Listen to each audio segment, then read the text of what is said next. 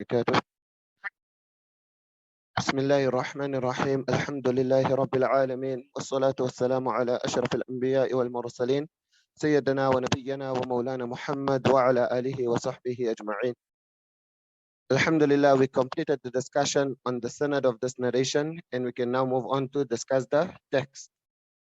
Now again, this is one of those narrations that could be understood in a different way, and therefore we will have to explore lots of mutaba'at and shawahid. علماء ابن عبد البر رحمه الله, he wrote in التمهيد: وهذا الحديث أصل هذا الباب كله فقف عليه إلا أن الفقهاء اختلفوا ها هنا. That this narration is the basis of this entire chapter. So he says that pay attention to it, but know that the jurists, the fuqaha, they have all differed with regards to the meaning of this narration. So the proper understanding of this narration is dependent on inspecting and analyzing all the mutaba'at and the shawahid. So, in contrast to how we normally do, that as we're going through the different wording, we look at the mutaba'at. For this narration, we'll first go through the entire narration, and only after the narration, then we're going to look at the mutaba'at and the shawahid. So we're first going to go through this whole narration, and thereafter, inshallah, we'll explain all the different interpretations of it. So, أن رسول الله صلى الله عليه وسلم قال من أدرك, that the Prophet sallallahu alayhi wasallam said, man adaraka, whoever attains. Alama Zarkashi rahimahullah, he explains al-idrak al-wusulu ila shay, that the meaning of idrak is that you arrive to a particular thing, you attain something. So whoever attains rak'atan min as-subhi qabla an tatlu'a ash-shams, whoever attains one rak'ah of the morning prayer before sunrise. Here the words qabla an tatlu'a ash-shams are used, but this means قبل طلوع الشمس. ملا زكريا كان لوي رحمه الله, he said لفظ أن مصدرية يعني قبل طلوع الشمس. So whoever attains one rak'ah of the Fajr prayer before the sun rises. So you can understand this wording, look at the wording properly. A person just has to pray one rak'ah of the Fajr prayer. So the literal meaning, whoever attains one rak'ah of the morning prayer before the sun rises, فقد أدرك الصبح. Now this alif lam and the word as-subh is for istighraq. So what is the literal meaning now? That, say a person doesn't know anything about Islam, or he doesn't know how many rak'ats there are in the Fajr prayer. Now he hears this hadith, or he reads this narration. So what will he understand? Like what's mutabadir ila dhahan? If an Arab has to read this, or anyone who knows Arabic, if they just look at the apparent wording of this narration, then what will apparent meaning be? So you yourself look just at the wording. So it will mean that a person, he just has to pray one rak'ah of the morning prayer before the sun rises. And what would that mean? It would mean that he attained the entire prayer. So the whole prayer is valid, it's complete. As long as you perform just one rak'ah, it's sufficient. Your prayer is done. You do not have to add another rak'ah. You understand? So by just performing one rak'ah before sunrise, you have fulfilled your obligation. So you can start your salah, recite Surah Fatiha, recite your surah, go into ruku, go into sajda. You performed one rak'ah, done. You can now go back to sleep. Your prayer is done. That is the apparent meaning of this. So basically, Fajr Salah equals to only one rak'ah. You don't have to perform two rak'ahs. If you perform one rak'ah, you attain the Salah. Now you can go back, you can go do whatever you want to. You don't have to perform the other rak'ah. Now obviously, this apparent meaning cannot be taken, isn't? Fajr cannot be just one rak'ah. So Allama ibn Abd al-Barr rahimahullah, he wrote in al-Istidhkar, وفي هذا أن حديث مالك ليس على ظاهره, that this narration of Imam Malik, we cannot take it in its literal sense, because if you're going to take it on a literal sense, then you're going to have to say that you only perform one rak'ah of salah for Fajr Salah. You don't have to perform two rak'ahs. So this is the apparent meaning when looking at these words of the Muwatta. And also then in the Sahihain, Bukhari and Muslim, they also narrated it with this same wording. So therefore, this is the reason why we're going to have to study how others who transmitted this narration, what wording they brought. Like I said, we'll go through their wording after we complete this narration. So Ibn al-Arabi rahimahullah, he explained الحديث بظاهره يقتضي أن ركعة واحدة تجزئه وتكفيه. That you just have to perform one rak'ah and your salah is done. You don't have to, it's not compulsory for you to add another rak'ah. ولكن الأمة أجمعت على أنه لا بد أن يضيف إليها أخرى. So he mentions this in Al-Masalik في شرح موطأ مالك in volume 1 on page 385. And then in his commentary of Sahih Muslim, Imam Nawawi rahimahullah, he claimed that this consensus, definitely everyone will have to agree that we cannot now take the literal and apparent meaning of this narration. أجمع المسلمون على أن هذا ليس على ظاهره وأنه لا يكون بالركعة مدركا لكل الصلاة. You can't say that a person. So is the sound breaking up for anyone else? Or is it fine for everybody else?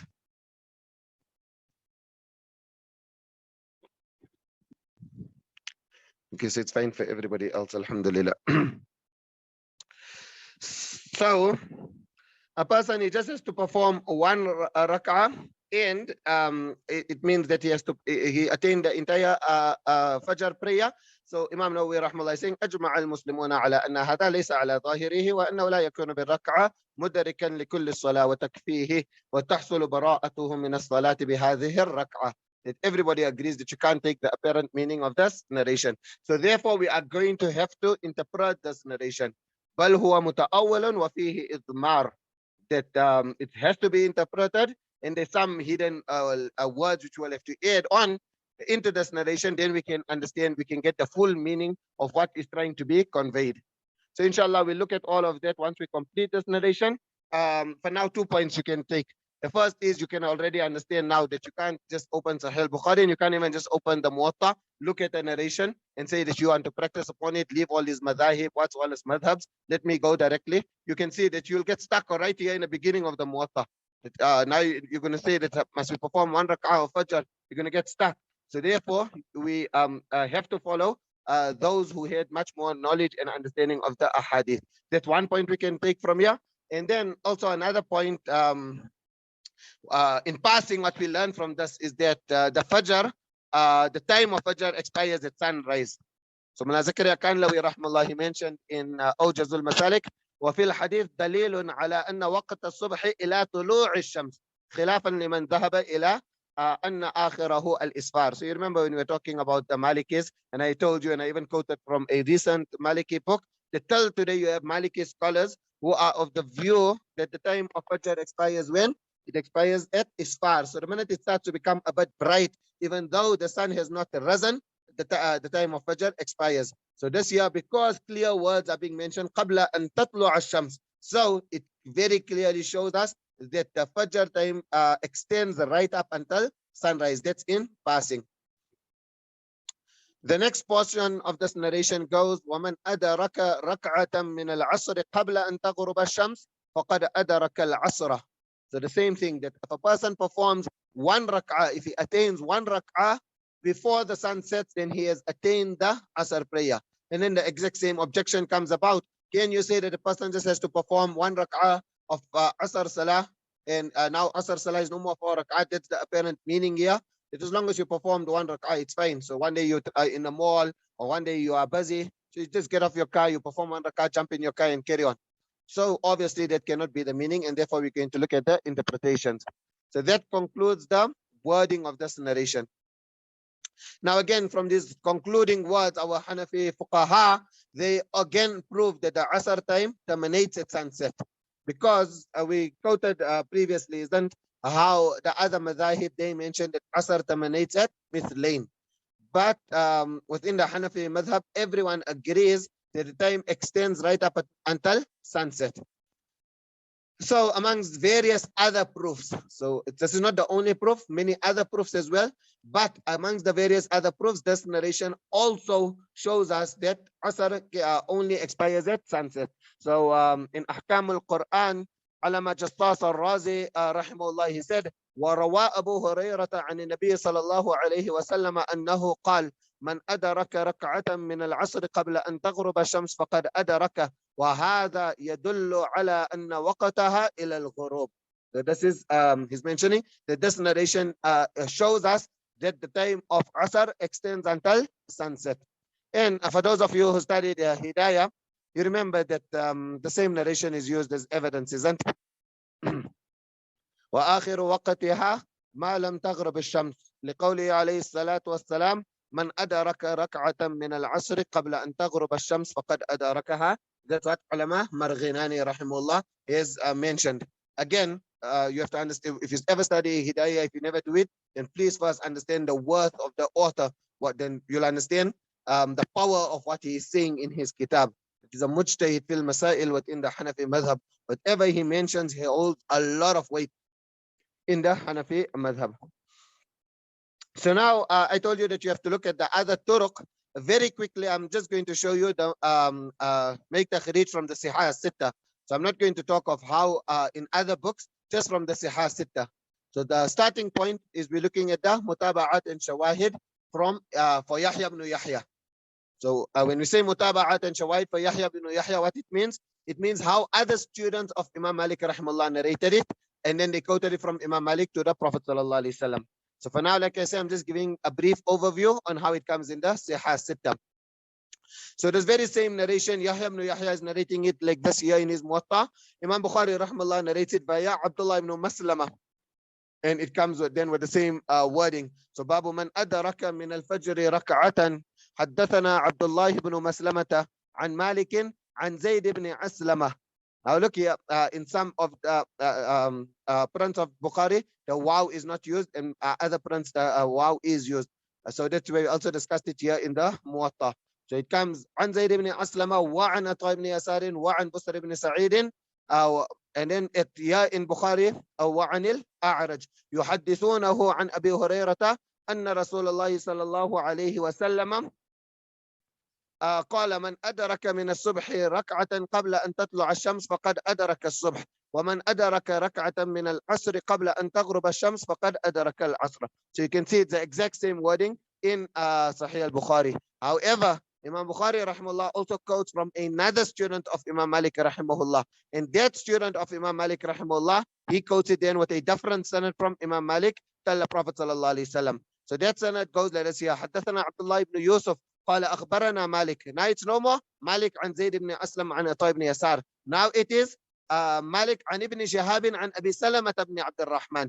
So can you see? Now the sanad is different, and then the wording are also different. So that's the one point I just want to show you, that in your notes you write down Imam Bukhari is narrating from two students of Imam Malik rahimahullah. The first is Abdullah ibn Maslama. His wording is the same like Yahya ibn Yahya. The second is Abdullah ibn Yusuf. So Abdullah ibn Yusuf, when looking at this narration of the Muwatta, we'll mention later where the other wording comes in the Muwatta, etc. But when comparing it with this narration of the Muwatta, then the wording differ. And then Imam Bukhari rahimahullah, he also transmitted it the third time, now with a completely different chain. So he narrated حدثنا أبو نعيم قال حدثنا شيبان عن يحيى بن أبي كثير عن أبي سلمة عن أبي هريرة. And with this chain, there are additions and additions. So additions, that means there are more words, and additions, there are differences. So that gives you the idea that this narration comes 3 times in Bukhari, but only one matches the way that it is here in the Muwatta. So is that clear? Now looking at Sahih Muslim. So Imam Muslim rahmallah, he also narrated this via the other Yahya ibn Yahya. So the one from the east. And he narrated it from Imam Malik rahimahullah, again same wording and same chain. But then he also transmitted it with other turuq and the wording differ. So again, keep this point in mind.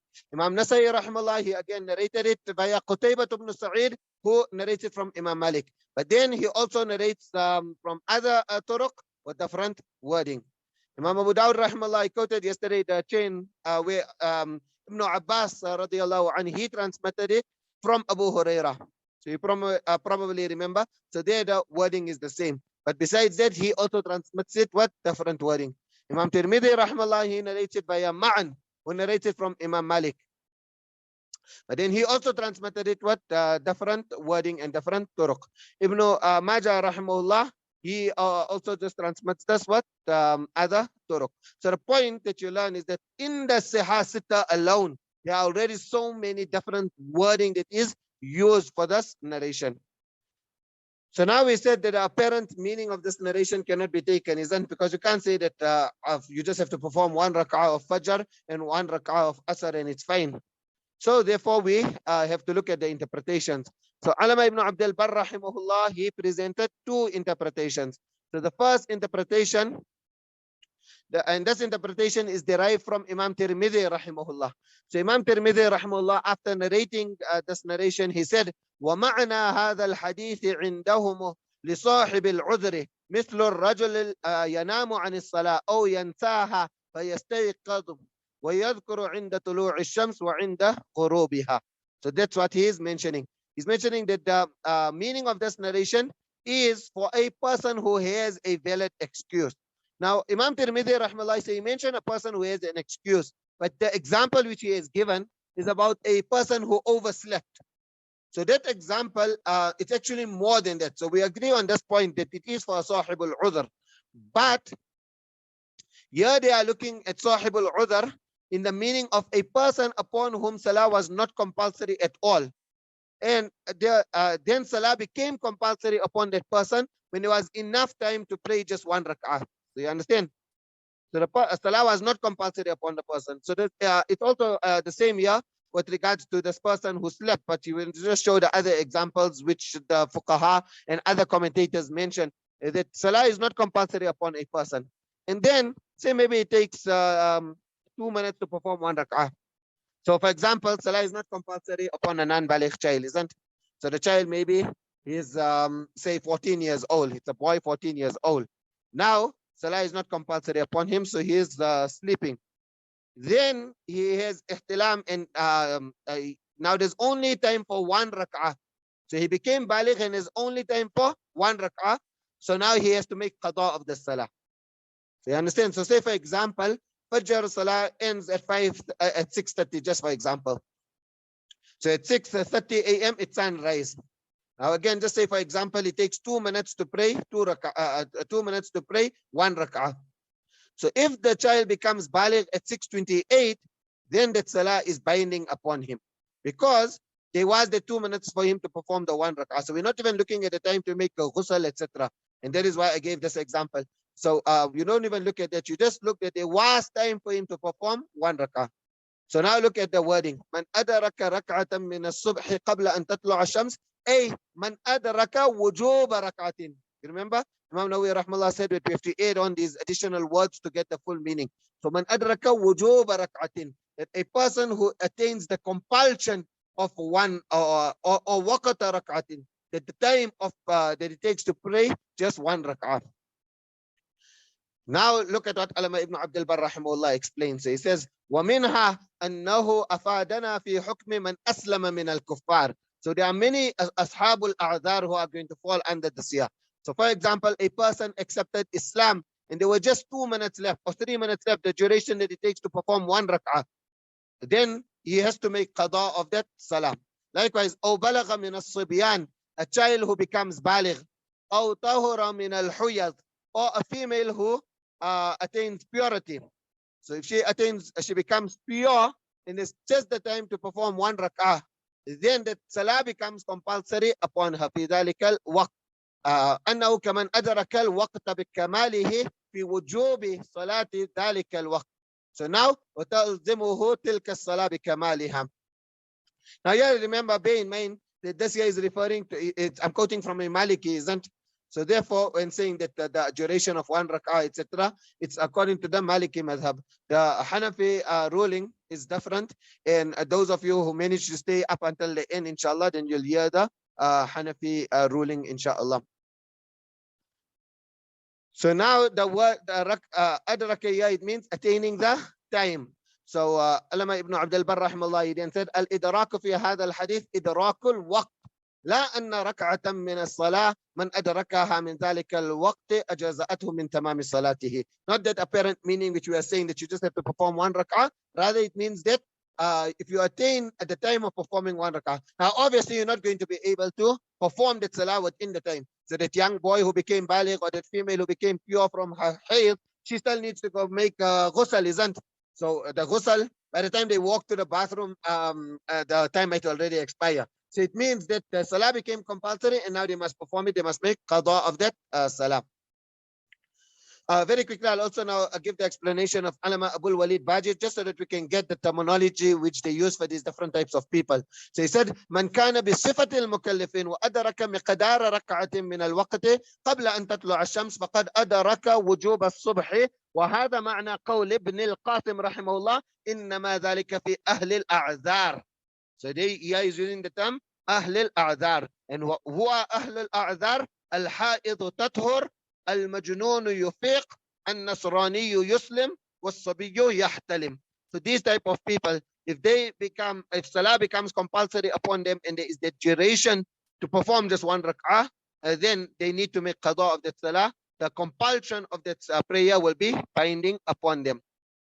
So that's one term they call Ahlul A'zar. Likewise, Ibn Abdul Barr rahimahullah, he referred to them as Ashabul Darurat.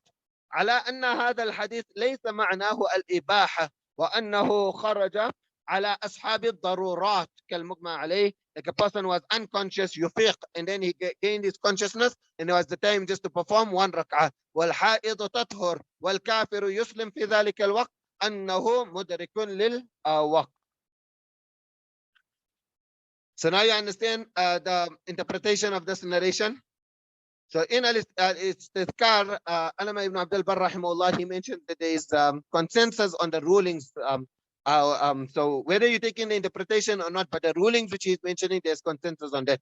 وقد أجمع المسلمون على أن من كان له عذر في ترك الصلاة إلى ذلك الوقت ثم قدر على أدائها كلها فيه لزمته، فكذلك يلزمه إذا أدرك منها ركعة بدليل هذه السنة الواردة في ذلك، لأنه عليه السلام جعل مدرك ركعة منها في ذلك الوقت مدركا لوقتها كما جعل مدرك الركعة من الصلاة مدركا لحكمها وفضلها. This is in Al-Istadhkar on page 76 of volume 1. Now when we take this interpretation, it's going to mean that it's referring to a very specific group of people, isn't it? It's referring to the Ashabul Darurat or Ashabul A'zar, etc. But what's the word that's used here? That man. And from Usul Shashi, from Usul, you learn that the man is am, isn't it? So that means that this, if you're looking at the word man, it's going to mean that it refers to every person. But it's only referring to Ashabul A'zar and Ashabul Darurat. So therefore, this here is umum yuradu bihi al-khusus. That it's a general and encompassing word, but a very specific group is intended. So man refers to every Muslim, or even every human being for that matter. But in this narration, it is very specifically referring to those people who were excused from prayer, who had a valid excuse that prayer was not compulsory upon them. So Ibn Battal rahimahullah, he wrote in his commentary of Sahih al-Bukhari, وهذا الحديث عند الفقهاء خرج مخرج العموم ومعناه الخصوص لنهيه عليه السلام أن يتحرى بالصلاة طلوع الشمس وغروبها. So this here is an established principle that you can mention something in a broad sense and intend a very specific meaning. So even in Hanafi usul, al-aam yuzkar wa yuradu bihi al-khusus in Muhit al-Burhani, volume 3, page 736. And there are many, many verses in the Quran where Allah subhanahu wa ta'ala also uses umum and intends khusus. Allah subhanahu wa ta'ala uses words which are encompassing, but he intends that which is specified. So you just studied all of this in usul al-fiqh, so there's no need to elaborate more on all of that. So nevertheless, according to this interpretation, the narration means that if salah becomes compulsory upon a person and there is enough time to pray just one rak'ah, then a person must perform that salah. Now let us see if this here is accepted in a different madhahib. So starting with the Maliki madhab, we just quoted from Ibn Abdul Barr rahimahullah and Abul Walid al-Baji, and both of them were Malikis. فَالْمُرَادُ بِهِ أَصْحَابُ الضَّرُورَاتِ لأنهم لا يلزمهم صلاة إلا أن يدركوا منها ركعة أو يدركوا من الصلاتين المشتركتين الأولى منهما وركعة من الثانية وهم المغمى عليه والمجنون يفيقان والحائض تطهر والكافر يسلم والصبي يبلغ. كل هؤلاء عند مالك يصلون الصلاة التي يدركون منها ركعة بسجدتيها في آخر وقتها. So this here is in the Maliki madhab. Coming to the Shafi'i madhhab, Imam Nawawi rahmallah in his commentary of Sahih Muslim, he presents the same explanation for this narration. إذا أدرك من لا يجب عليه الصلاة ركعة من وقتها لزمته تلك الصلاة وذلك في الصبي يبلغ والمجنون والمغمى عليه يفيقان والحائض والنفساء تطهران والكافر يسلم فمن أدرك من هؤلاء ركعة قبل خروج وقت الصلاة لزمته تلك الصلاة. Volume 5, page 105, the commentary of Imam Nawawi rahmallah on Sahih Muslim. And based on that, Imam Nawawi rahmallah, he also mentioned تقديره فقد أدرك حكم الصلاة, or you can say wujubaha. So the ruling of the salah applies to him, or the compulsion of salah applies to him. And then Imam al-Masyuti is also a Shafi'i, and so he mentions in Tanwir al-Hawalik واحتج به أيضا على أن من صلى في الوقت ركعة والباقي خارج الوقت تكون صلاته جائزة مؤداة وعلى أن المعذور إذا زال عذره وقد بقي من الوقت قد ركعة كما إذا أفاق المجنون أو بلغ الصبي تلزمه تلك الصلاة. So this here, you can see it's in the Shafi'i madhab as well. Coming to the Hanafi madhab, Hanafis, they also accept this interpretation and this explanation. Imam Tahawi rahimahullah, he said, وَيُحْتَمَلُ أَن يَكُونَ عَنَا بِهِ الصِّبْيَانِ الَّذِينَ يَبْلُغُونَ قَبْلَ طُلُوعِ الشَّمْسِ. So small children who became baligh at this time of sunrise. وَالْحُيَّضْ اللَّاتِي يَطْهُرْنَ, those females who are menstruating, they become pure. وَالنَّصَارَى الَّذِينَ يُسْلِمُونَ. So all لأنه لما ذكر في هذا الأثر الإدراك ولم يذكر الصلاة يكون هؤلاء الذين سميناهم ومن أشباههم مدركين لهذه الصلاة ويجب عليهم قضاؤه وإن كان الذي بقي عليهم من وقتها أقل من المقدار الذي يصلون فيه. So this is what I just explained to you, that a person, they might not even be able to perform ghusl within the time, but still the salah becomes compulsory. So then he again reiterates the siyah. So this is in Sharh Ma'ani al-Athar on page 399. وهذا الحديث هو الذي ذهبنا فيه إلى أن المجانين إذا أفاقوا والصبيان إذا بلغوا والنصارى إذا أسلموا والحيض إذا طهرنا فقد بقي عليهم من وقت الصبح مقدار ركعة أنهم لها مدركون فلم نخالف هذا الحديث. So you can see this is what Imam Tahawi rahmallah mentioned. Likewise in Ahkam al-Quran, علامة جسوس الرازي said وروى أبو هريرة أيضا عن النبي صلى الله عليه وسلم أنه قال من أدرك ركعة من صلاة الفجر قبل أن تطلع الشمس فقد أدرك فألزم النبي صلى الله عليه وسلم مدرك هذا القدر من الوقت جميع الصلاة مثل, so the examples is giving الحائض تطهر والصبي يبلغ والكافر يسلم فثبت أن وقت الفجر إلى طلوع الشمس. So this is in the Hanafi madhab as well. Now the only difference here is that the Malik is they stipulating it with one full rak'ah, whereas like I told you that according to Hanafis, we say that even if it's just a small portion, in the commentary of Abu Dawud على ما بدر العين أي أدرك وجوبها حتى إذا أدرك الصبي قبل طلوع غروب الشمس أو أسلم الكافر أو أفاق المجنون أو طهرت الحائض يجب عليه صلاة العصر ولو كان الوقت الذي أدركه جزءا يسيرا لا يسع فيه الأداء وكذلك هذا الحكم قبل طلوع الشمس.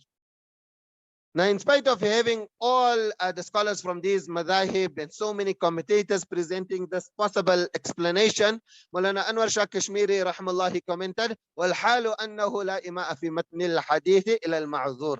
They all saying that this refers to Ahlul A'dhar and Ashabul Darurat, but the truth be told, there is no indication in this narration. So being very frank and being very honest, this is what Maulana Anwar Shah Kashmiri says. That yes, we got scholars from all the madhahib mentioning this, yeah. But وَالْحَالُ أَنَّهُ لَا إِمَاءَ فِي مَتْنِ الْحَدِيثِ إِلَى الْمَعْذُورِ. Nevertheless, this here is the first interpretation. So you got that interpretation written down. Now we're going to the second interpretation. So the second interpretation is that if a person attains at least just one rak'ah of the Fajr prayer or one rak'ah of the Asr prayer before the sun rises or before the sun sets, then it is as if the person has attained the ada of that salah. It is as if he prayed on time. It will not be regarded as qada. So this here is the second interpretation. And again, let me quote it from the different madhahib, starting with the Maliki madhab. So Alama ibn Abdul Barr rahimahullah, he said, منها أن المدرك لركعة من الصبح قبل أن تطلع الشمس أو لركعة من العصر قبل غروبها كالمدرك لوقت الصبح ولوقت العصر الوقت الذي يأتم بالتأخير إليه كأنه قد أدرك الوقت من أوله. So this here is mentioning that as long as you just perform one rak'ah, now if the sun rises, you complete your salah, and it is as if you attained ada of that salah. That salah is not considered as qada.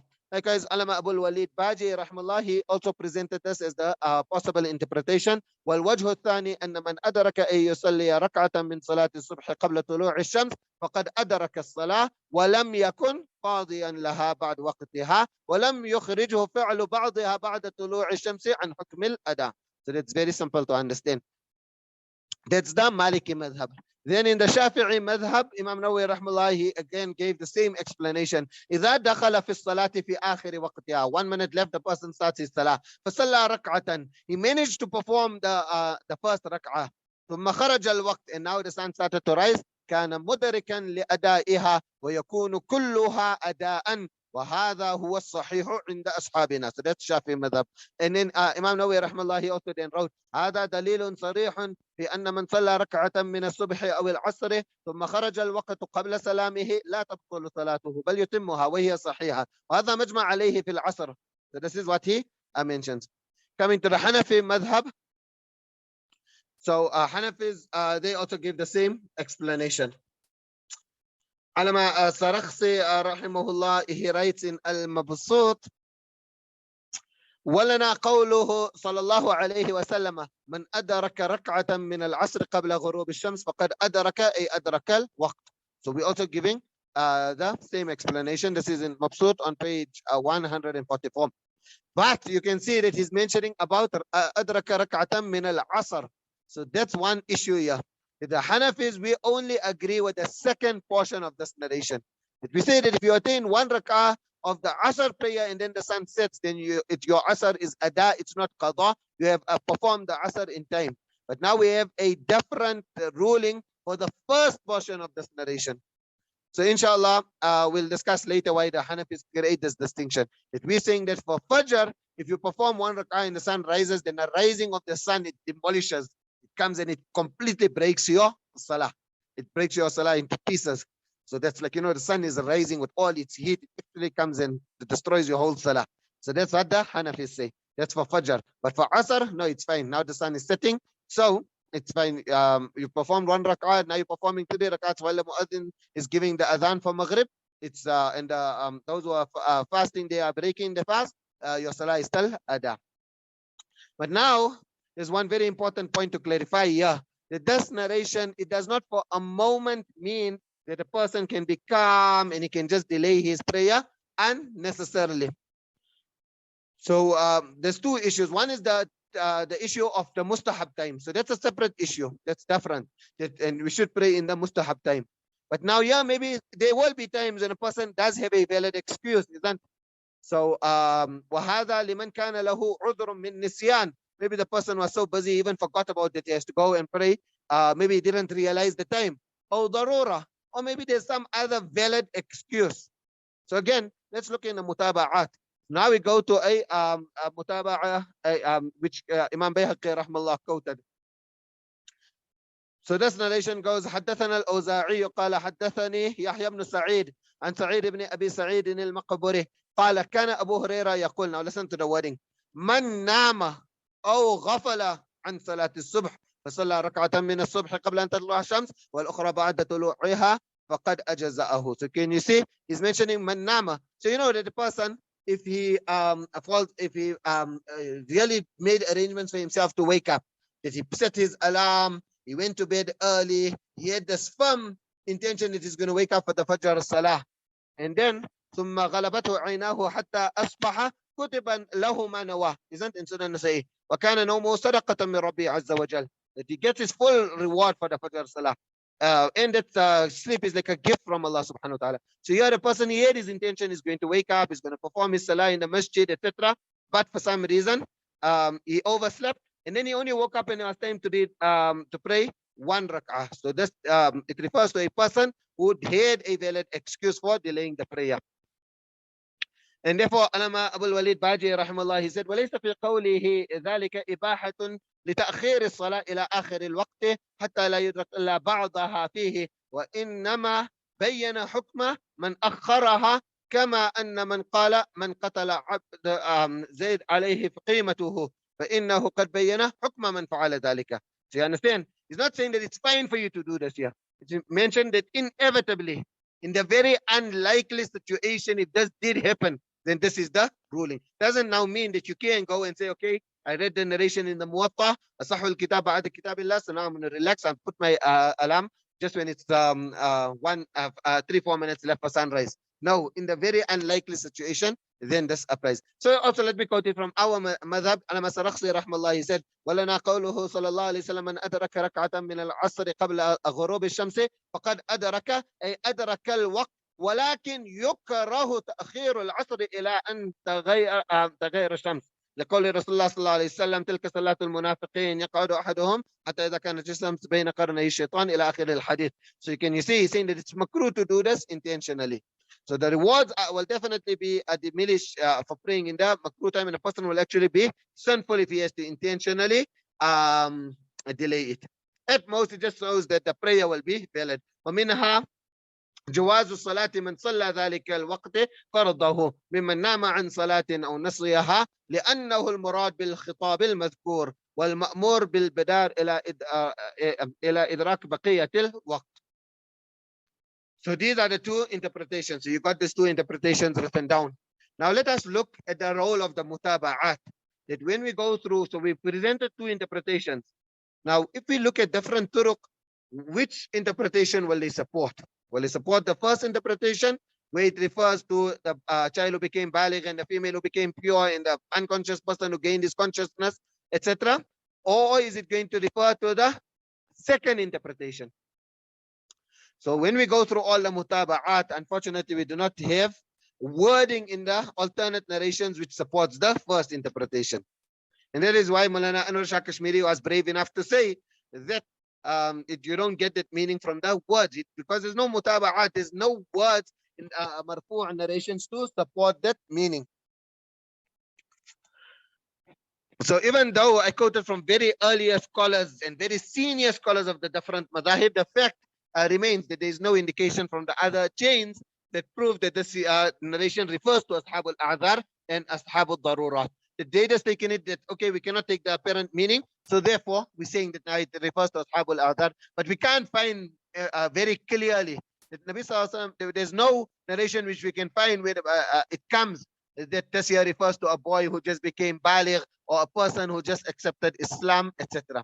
So we can't find anything to support the first interpretation, but there are lots of different wording which strengthen the second interpretation. So there are lots of narrations which indicates that the person is already praying. So for example, in Sahih Bukhari, the words come. So Imam Bukhari rahimahullah narrates حدثنا أبو نعيم قال حدثنا شيبان عن يحيى بن أبي كثير عن أبي سلمة عن أبي هريرة رضي الله عنه قال قال رسول الله صلى الله عليه وسلم إذا أدرك أحدكم سجدة من صلاة العصر قبل أن تغلب الشمس فليتم صلاته. So now that boy salah wasn't compulsory upon him, and if he becomes baligh he needs to commit ghusl, isn't the kafir is not going to be performing salah, so how will he complete his salah? The narration is saying فَلْيُتِمَّ صَلَاتَهُ. A female in haiz, will she be performing salah at that time? No. So these words here clearly show that we can't take that first interpretation. Rather, it strengthens the second interpretation. This is in Bukhari. Likewise, in the narration of Musnad Ahmad, so the words also come there. فَلْيَصِلْ إِلَيْهَا أُخْرَى. It attach with it another rak'ah. So join with it another rak'ah. So again, this means that a person was already performing the salah. Because in the 2 minutes, that boy, he cannot go make ghusl. How is he going to make ghusl and then start his salah and then say, okay, now this narration refers to him? Or the female, is it possible for her to make a ghusl and then to say that this narration refers to her? It's impossible. So in Nasb al-Raya, al-Mazaila'i rahimahullah, he mentions lots of other similar wording, and then he says, وَفِي هَذِهِ الْأَلْفَاظِ كُلِّهَا رَدٌّ على من يفسر حديث الصحيحين بالكافر إذا أسلم فَقَدْ أَدْرَكَ مِقْدَارَ رَكْعَةٍ مِّنَ الصَّلَاةِ. He's saying that all these words here, basically, they show that the first interpretation is weak. However, Ibn Zakaria Kanlawi rahmallah, he responds and he says, ولا يشكل عليه الروايات التي بلفظ فليتم صلاته أو بلفظ فليضف إليها أخرى, or like all these different wordings which says that you should add another rak'at. Don't think that these contradict the second interpretation. لأن معنى قوله فليتم فليأتي به على وجه التمام في وقت آخر. So this is what Ibn Zakaria Kanlawi rahmallah is mentioning in Awjazul Masalik on page 280. That no, the meaning of فليتم doesn't mean you must complete it now. It means you should perform it in a complete method, in a perfect way at another time. كما قال به الشيخ أكمل الدين في شرح المشارق. And then he says ولفظ فليضف إليها أخرى. He's saying this here is رواية بالمعنى. And then he's saying, how can you not say it's رواية بالمعنى when you look at all other narrations which speaks about performing the full salah, and we'll discuss all of those narrations just now, inshallah. But now, Mullah Zakaria Kanlawi rahmallah, he presented this response, but there is a counter argument to this explanation of Mullah Zakaria Kanlawi. And what's that counter argument? That in the narration of Sunan al-Bayhaqi, okay, you want to say فَلْيُتِمَّ, you want to interpret it in that way, فَلْيُطِفْ إِلَيْهَا أُخْرَى فَلْيَصِلْ إِلَيْهَا أُخْرَى, you want to interpret all these words, but what are you going to do when it comes in Sunan al-Kubra of Imam Bayhaqi? And this here, the mutaba'a is what Imam Malik rahimahullah. That means the sanad after is the same. Tarawarti is quoting, and then the sanad is the same. It says, there it comes, من أدرك من الصبح ركعة قبل أن تطلع الشمس وركعة بعدما تطلع فقد أدرك الصبح. So here is very emphatic, very clear. It's not possible to offer the interpretation that Mullah Zakaria gave. However, a response to this here could be given. And that is that in the same narration that Imam Bayhaqi rahimahullah is narrating, I told you it goes via Darawardi. Imam Ibn Majah rahimahullah, he also narrates it. So Ibn Majah rahimahullah, he says, حدثنا محمد بن الصباح قال حدثنا عبد العزيز بن محمد الدراوردي. And then this أخبرني زيد بن أسلم, and then the three teachers عطاء بن يسار عن بصر بن سعيد وعن الأعرج. And then from Abu Hurairah أن رسول الله صلى الله عليه وسلم قال من أدرك من العصر ركعة قبل أن تغرب الشمس فقد أدركها. So yeah, it's not mentioning like how Imam Bayhaqi rahmallah quoted it. وَرَكَعَةً بَعْدَمَا تَطْلُعُ الشَّمْسُ. So you can see, so yeah, we can give this answer to support Maulana Zakaria Kanlawi rahmallah. And Alama Ibn Khuzaymah rahmallah, he also transmitted this here with tahwil in the sanad. That means changing the sanad. And he translated it both via Imam Darawardi and via Imam Malik rahimahullah, and he quoted the wording exactly like how it is here in the Muwatta. So therefore, you could say that the wording of Sunan al-Bayhaqi, it's a riwayah bil ma'na. So therefore, this additional wording cannot be accepted, what he's mentioning about after sunrise. So are you all managing to follow everything that I said so far? Explaining until now, mashallah. So explaining that this narration of the Muwatta, the literal meaning cannot be taken, therefore it has to be interpreted. Two interpretations are given regarding those people upon whom it was not compulsory to pray, but then the condition changed and they got the time for one rakah. Or the second is that it concerns a person who commences his prayer. Now on the second meaning, so I explained that Hanafis create a distinction between the Fajr and the Asr Salah. So for Asr, we're saying that it's valid if a person managed to only obtain one rak'ah. But for Fajr, we say that it breaks with the sun. It breaks with the sunrise. What you're saying here?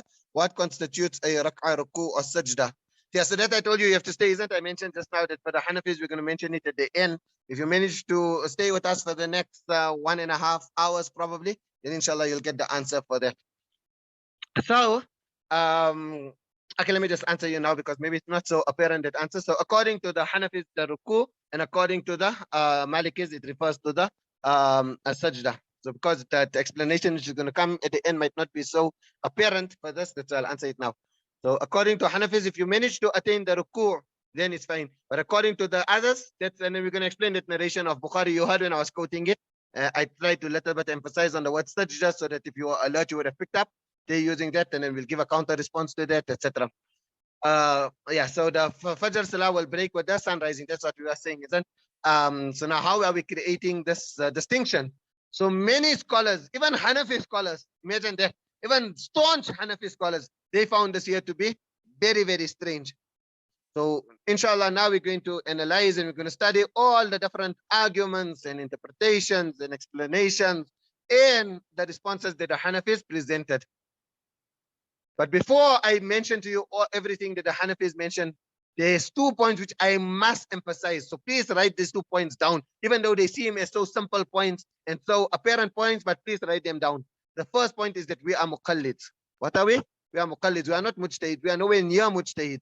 So we are muqallids. And what's the meaning of muqallid?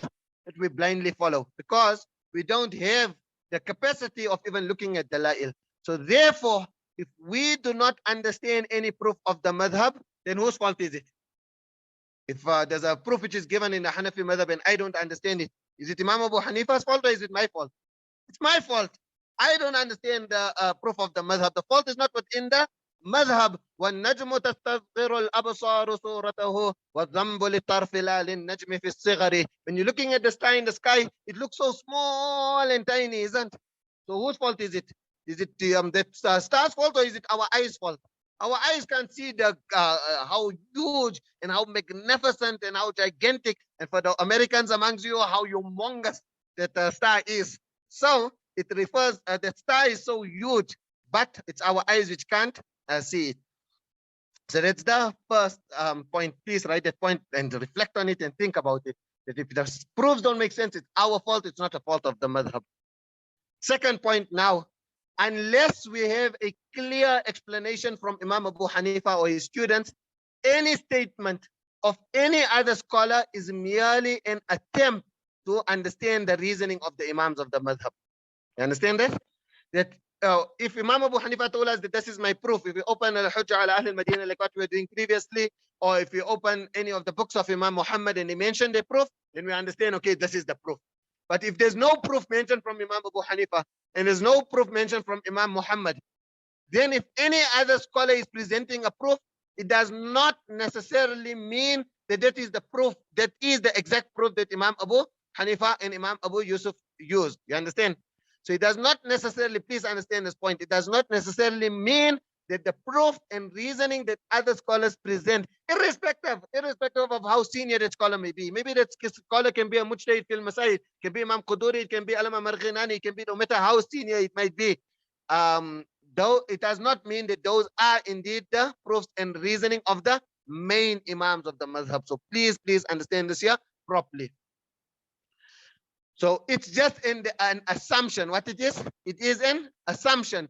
Probably it's possible that maybe this is the reason how Imam Muhammad reached his conclusion. This is how Imam Abu Hanifa. It's probable, and this is logical, isn't? If we don't know the reasoning of a person, if someone goes and does something and you don't know the reason, and then you say maybe he done it because of this reason, so you're assuming, and it's just that it is an assumption. Does not mean that definitely he done it for that reason. So in the absence of a statement of Imam Abu Hanifa or his students, we will never know what his exact ruling was. You understand that point? They didn't tell us what it is. No matter what other ulama told us, we still won't know what's the exact ruling of Imam Abu Hanifa. But we trust their expertise, isn't we? Are confident in their knowledge. And therefore we will still follow them due to that. So this is like, like how we just blindly follow the opinion of a surgeon if he decides to do a surgery. So may Allah subhanahu wa ta'ala protect us all. But just to give it, to show you the example, say maybe inshallah Allah ta'ala protect us, say there's an accident and a very close family member has to be rushed to the hospital and blood is flowing from his body and it's urgent, and the doctor says, no, we're going to have to operate on him immediately. Will you say, no, I'm picking out on this volume of in this front of the medical journal, this is mentioned? Will you start to debate with him?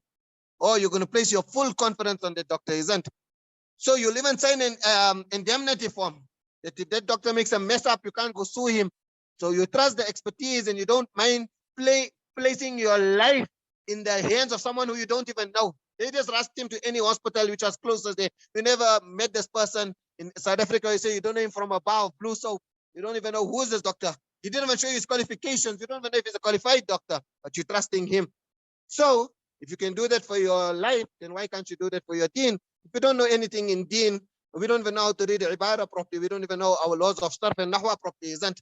So where can we even thing that we can compare with Imam Abu Hanifa. So only once these 2 points are correctly understood, then we can proceed.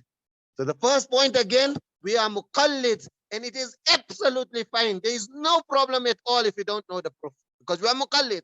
That's the first point.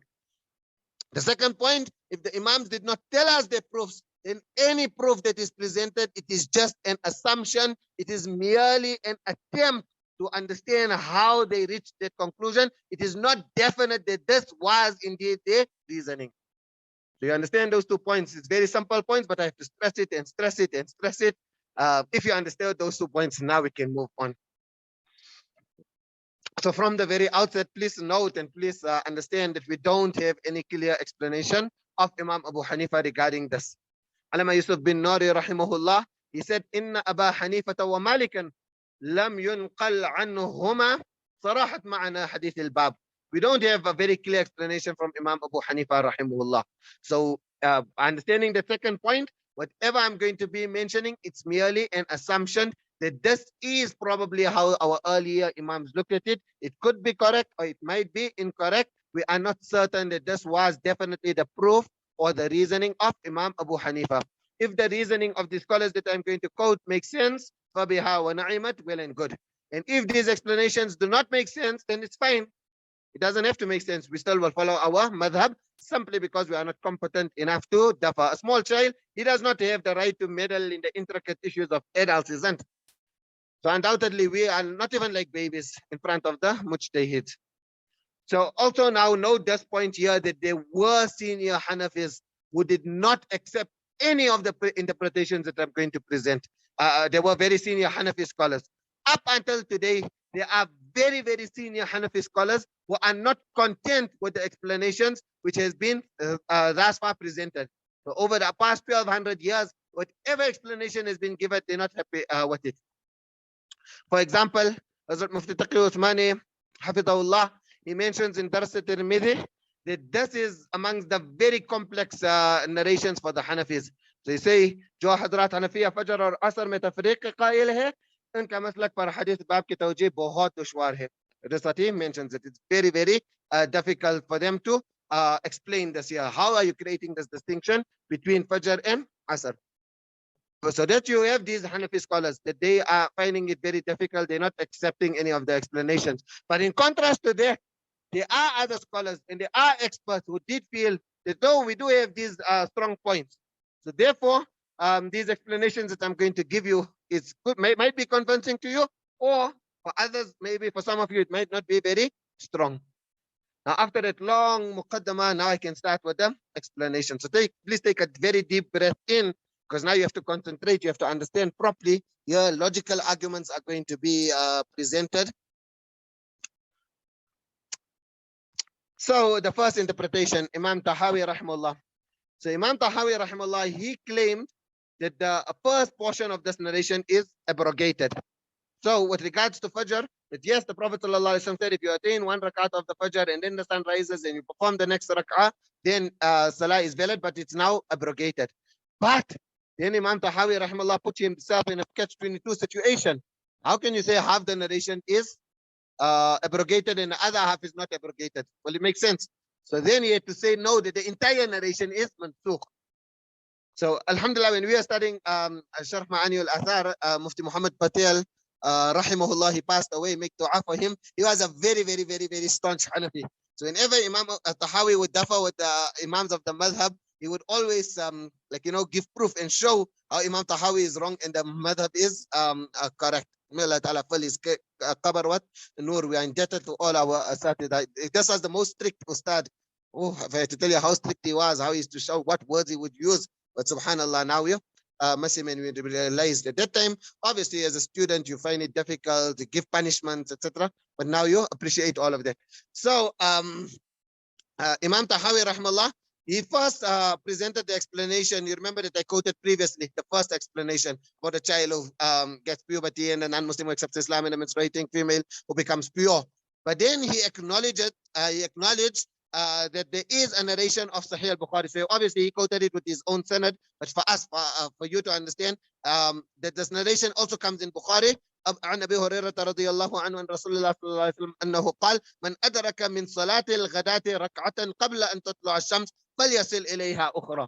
So because of these wording, Imam Tahawi رحمه الله then said فكان من الحجة على أهل المقالة أن هذا قد يجوز أن يكون كان النبي صلى الله عليه وسلم قبل نهيه عن الصلاة عند طلوع الشمس فإنه قد نهى عن ذلك وتواترت عنه الآثار بنهيه عن ذلك وقد ذكرنا تلك الآثار في باب مواقيت الصلاة فيحتمل أن يكون ما كان فيه الإباحة هو منسوخ بما فيه النهي. So this is what he is saying, that it's mansukh. However, most of the Hanafi ulama who came after him, they did not find this very convincing from him. So they did not accept this kind of explanation from him. So this here is the explanation of Imam Tahawi. Like I said, if you find it convincing, you can follow it. If you don't find it convincing, then listen now to the next interpretation. So the second interpretation is so you wrote down the first explanation of the Hanafis. Now the second interpretation, that there are narrations, the explanation on why we're creating the distinction between Fajr and Asr. Why we're saying that Asr is valid if you cut one rakat, but Fajr is not valid. So the second explanation is that there are narrations that clearly mention that the rising and the setting of the sun nullifies the prayer. So you understand? There are narrations which clearly mention. So on one end we have this narration which mentioning that if you got one rak'ah, then you got the entire salah. But then we also got counter narrations. We got other narrations. For example, the following narration of Uqba, which comes in Sahih Muslim. ثلاث ساعات كان رسول الله صلى الله عليه وسلم ينهانا أن نصلي فيهن أو أن نقبر فيهن موتانا حين تطلع الشمس بازغة حتى ترتفع. So that's the first. And then وحين تضيف الشمس للغروب حتى تغرب. So I didn't quote the middle portion because that's what Zawal. So now, since these narrations, they contradict this narration of the Muwatta, we cannot practice on either, isn't? إذا تعارض تساقط. That you have one narration telling you must perform another rak'ah. You have another narration telling you that no, your salah is broken. So therefore, now إذا تعارض تساقط, we have narrations on both sides. Now, how do we reconcile it? We need to make qiyas.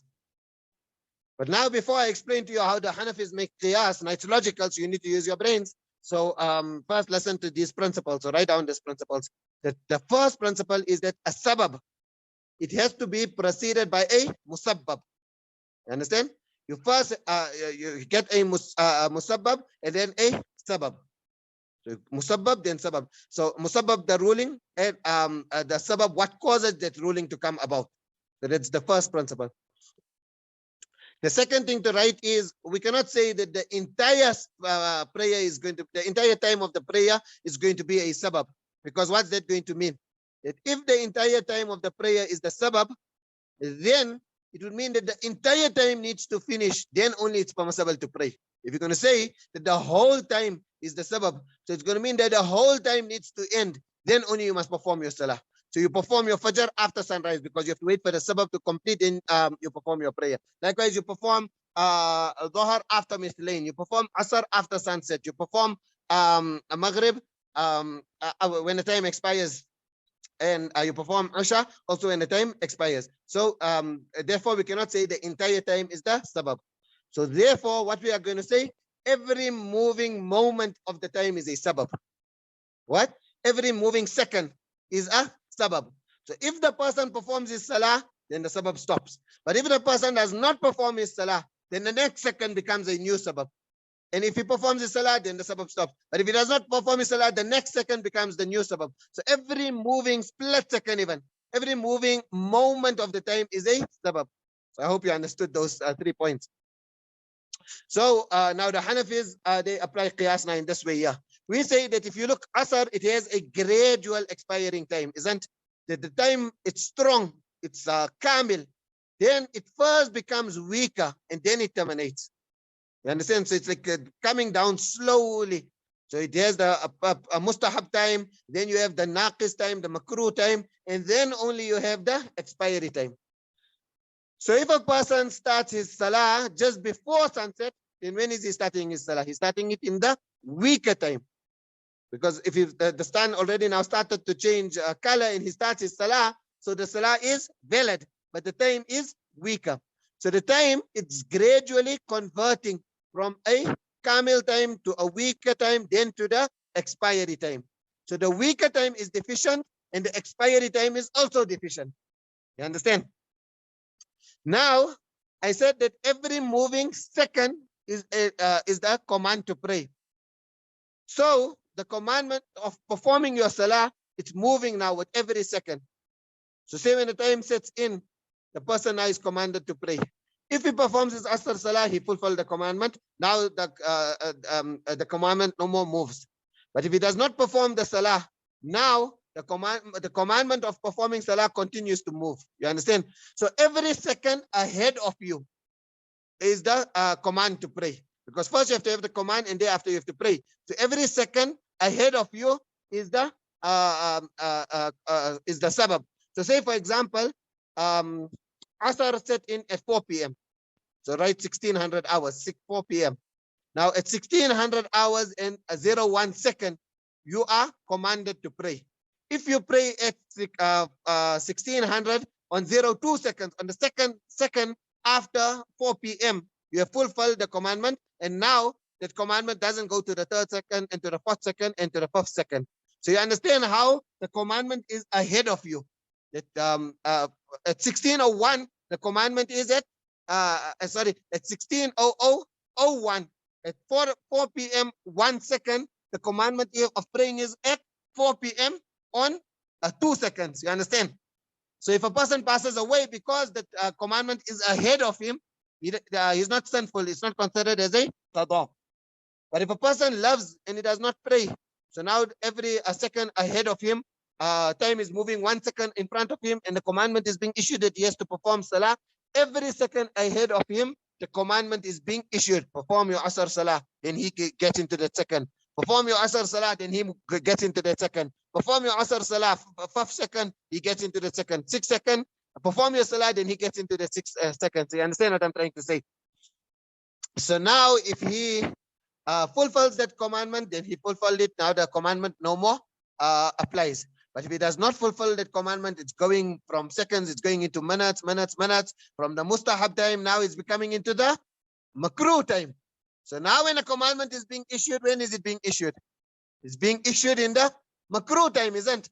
So the commandment is being issued in a week time. If you perform it in the week time, you are fulfilling the salah exactly as the commandment was given. You understanding this Hanafi qiyas here? But for Fajr goes directly from kamil to expiry. There's no naqis in between there. So say Fajr time sets in at 5:30, at 5:10, just for example. So now on the 1st second you didn't perform salah, it goes to the 2nd second the commandment, the 3rd second the commandment, it goes after 5 minutes. On every second it's moving right up until you come just before sunrise.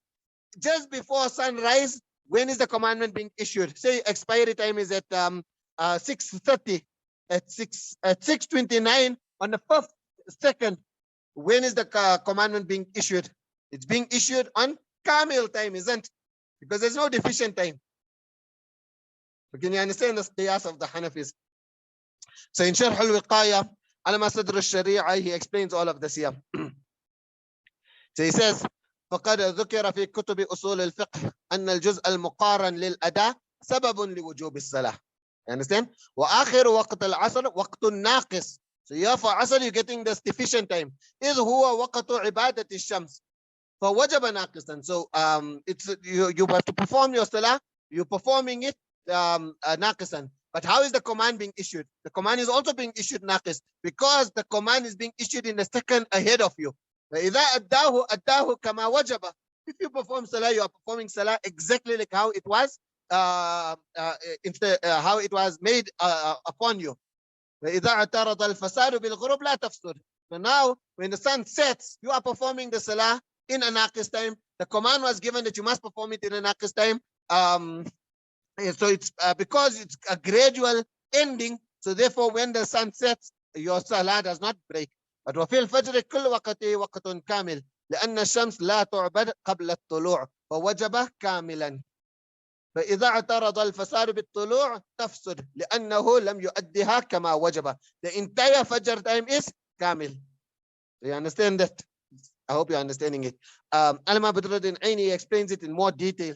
And yeah, mashallah. So now I can just quote the Arabic and you'll be able to follow. It becomes now easy to understand because he's giving more details. So he says, لا شك أن الوقت سبب للصلاة ولها.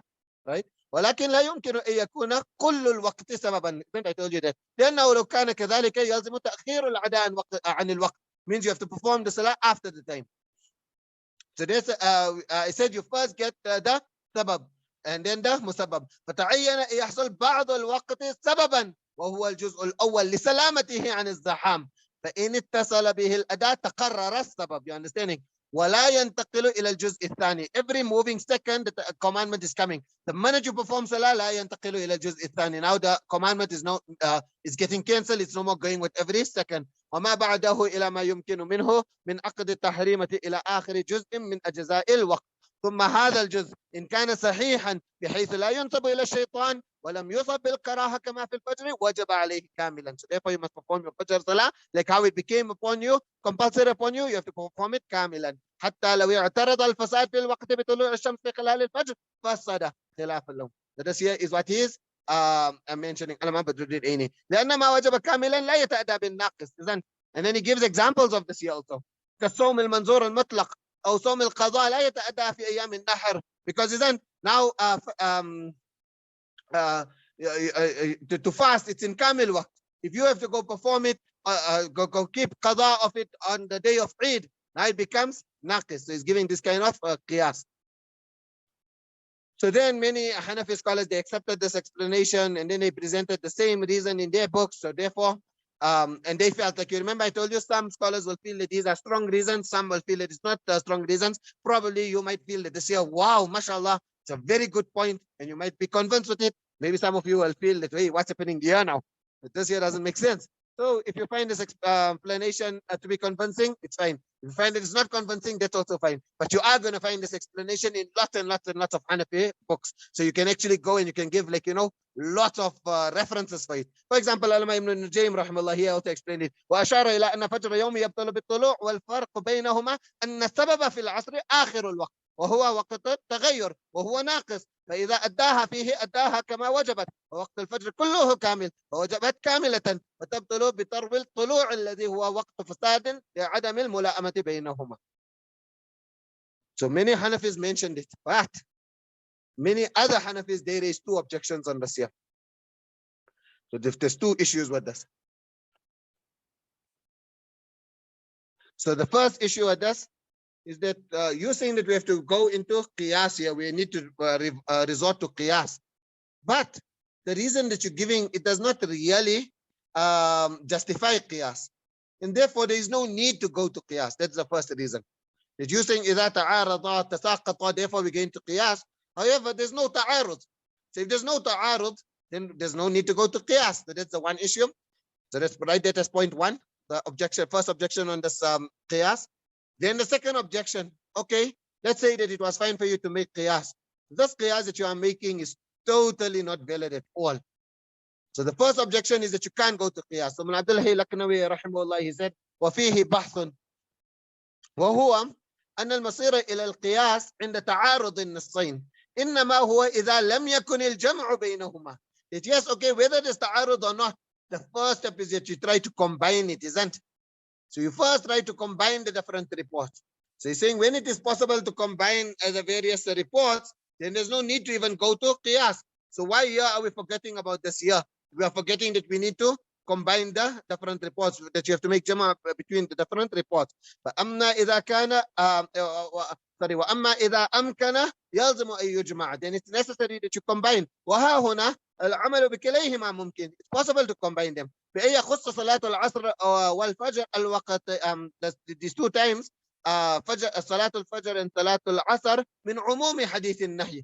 You say that okay, you have the umum, that the general prohibitions, and now we just exclude the fajr and the asr time. So we فيعمل بعمومه في غيرهما. So we say that for dhuhr salah, if you just attained one rak'ah and then it was mislaid, in your salah breaks. And likewise for isha salah, and likewise, so we are applying it for the other three prayers. But then we say that these two salahs have been specified. So here you can see you can make jama between this in this way. So he says إلا أن يقال حديث الجواز خاص وحديث النهي عام وكلاهما قطعيان عند الحنفية متساويان في القوة والدرجة فلا يخص أحدهما الآخر. Then in that case, but even if you present that kind of an explanation, he's saying that إن قطعية العام كالخاص ليس متفقا عليه بين الحنفية. Even amongst the Hanafis themselves, there is no اتفاق on this here. فإن كثيرا منهم وافقوا الشافعية في كون العام ضمنيا. So you remember, you done all this here when you are studying usul. So therefore, according to this here, it means that it's not permissible to make qiyas. And Mufti Taqi Uthmani Hafidhahullah, he said, लेकिन हकीकत ये है कि इस तवजीह पर बेशुमार इश्कालात वारिद होते हैं. So thereafter, Mufti Taqi Uthmani explains. He says, you see, the other narrations that are saying that you cannot perform salah, those narrations are for nahi, and they are not for nafi. Now there's a difference between nahi and nafi. So for you to understand it, to make it easy to understand, nahi comes in sarf, isn't? Al-amru minhu if'al, wa nahyu anhu la taf'al. So that's nahi. It comes in sarf. It's a command that you should not do it. That's the meaning. It's a prohibiting something. That's nahi. So write that down. Nahi refers to prohibition. And nafi, this comes in nahwa, isn't? That the law which is nafi, nafi lil jins. So that means that you are negating something. So there's two things. One is prohibition. You're telling the person don't do it. That comes in sarf. You're telling the person don't do this. La tatakallam, la taqra, don't do it. And la tusalli, don't perform salah. And then you get nafi, la qira'ata. Now this here is negation. So la salata, this is negation. Here you're not prohibiting the person. Here you're negating the action. So I hope you understand that. So nafi, when you are prohibiting, it means that the act is not correct. This is nafi, the negation, it means the act is not correct at all. But nahi, it means that you are prohibited. But if you do it, then the act will be valid. So you understand the differences here. That for nahi, you prohibited, you shouldn't do it. But if you do it, the act will be valid. But nahi, the act is not correct because you're saying la salata, so the act is not correct. So now the narration concerning performing salah at sunrise, they are for nahi. That they're saying don't perform salah. So they refer to jawaz and adam jawaz, permissibility and impermissibility. It's prohibited, you are prohibited, you should not perform salah. Whereas this narration here, which says that there is no salah at the time of sunrise, these narrations are for fasad and adam fasad. That means validity and invalidity. That means, so you're understanding what's happening here. There is a big difference between nahi and nafi. Shatana baynahuma. So therefore, there is no contradiction. Now, because there's no contradiction, because the one is referring to nahi, others are referring to nafi. So since there is no contradiction, you don't have to resort to qiyas. However, even if it is accepted that, okay, we can make qiyas, then the second objection applies. And what's the second objection? That the qiyas that we are making, that qiyas is not even correct. So the reason why the qiyas will not be correct is because it contradicts a principle within the Hanafi madhhab. So in the Hanafi madhhab, there is a principle that when you have a prohibition on an act that Islam has introduced, so that means before Nabi sallallahu alaihi wasallam came with his Sharia, people knew about that act probably, or maybe they didn't know about that act. If they knew about the act, they didn't know about the shara'it and the principles and all the governing laws of the act. They just knew about the act. So Islam came, and then Islam now applied the principles. And so, you know, like for example, fasting, it now came and said that, okay, fasting is from sunrise to sunset. It's specified now, it's in the month of Ramadan, etc. So this here is actions which are introduced by Sharia. Now, if you get a prohibition on an action which has been introduced by Sharia, so then only the prohibition will apply. This here is the ruling according to the Hanafi madhhab. So if a person still carries out the action, then the action itself will be valid. But the perpetrator, the person who is doing it, he will be sinful. So I hope you understand that. That you have actions which Sharia has introduced. And now, so Sharia has installed and instituted these actions. Now you're getting a commandment that you shouldn't do this action that Sharia has imposed. So if a person has to do that action, the action itself will be valid, but the person will be sinful. So Allama Sirajuddin Ghaznawi, he writes, النهي عن الأفعال الشرعية لا يقتضي البطلان بل يقتضي أن يكون مشروعا بأصله غير مشروعا بوصفه كما عرف في أصول الفقه. So these are called أفعال الشرعية, actions which Islam has introduced. When there is a prohibition on أفعال شرعية, on actions that Islam has introduced, then it does not imply invalidity. But بل يقتضي أن يكون مشروعا, that action will still be legislated, but it's only that now the quality of it is not going to be legislated, and therefore you will get sin, but the action will still be done. So you basically understand it like this here. You get two types of actions, أفعال شرعية and أفعال حسية. So write down أفعال شرعية. What are أفعال شرعية? So أفعال شرعية are those actions which we only come to know properly about because of Islam. So before Islam, no one knew the details and the conditions and even the method of doing those actions. So those are أفعال الشرعية. Probably the action could have been known, like Salah was known before Islam, Sawm was known before Islam, but all the details and applicable rulings were not known. So for example, they may have known about fasting, like I'm saying, but they would not know when they must fast, how long they must fast, general rulings of fasting. Okay, water went down by mistake, what's the ruling of the fasting? They didn't know all of this here. So even if people were fasting before, they did not know the detailed laws and the subtle rulings of how to keep the fast. So therefore, fasting is also considered as أفعال شرعية. So you get أفعال شرعية and then you get أفعال حسية. So أفعال حسية, this refers to general actions. Now general actions which everybody know it's prohibited, it's bad. You don't need a Sharia to come and tell you that it is bad. For example, backbiting. Go to the most rural area, go to the most ignorant people. Ask them, is it good for me to talk behind someone's back? What they'll tell you? No. Likewise, adultery. It's everybody knows that it's bad. So in Usul al-Shashi, mashallah, you know the author of Usul al-Shashi. So you must catch up one thing. If I tell you to check who's the author, you must know there's a trick in it. You don't just pick up the print and see what's written on the cover. And mention that, because the reason then I wouldn't have asked you who's the author. So the reason I'm asking you who's the author is because there's a trick in it. So you must catch up.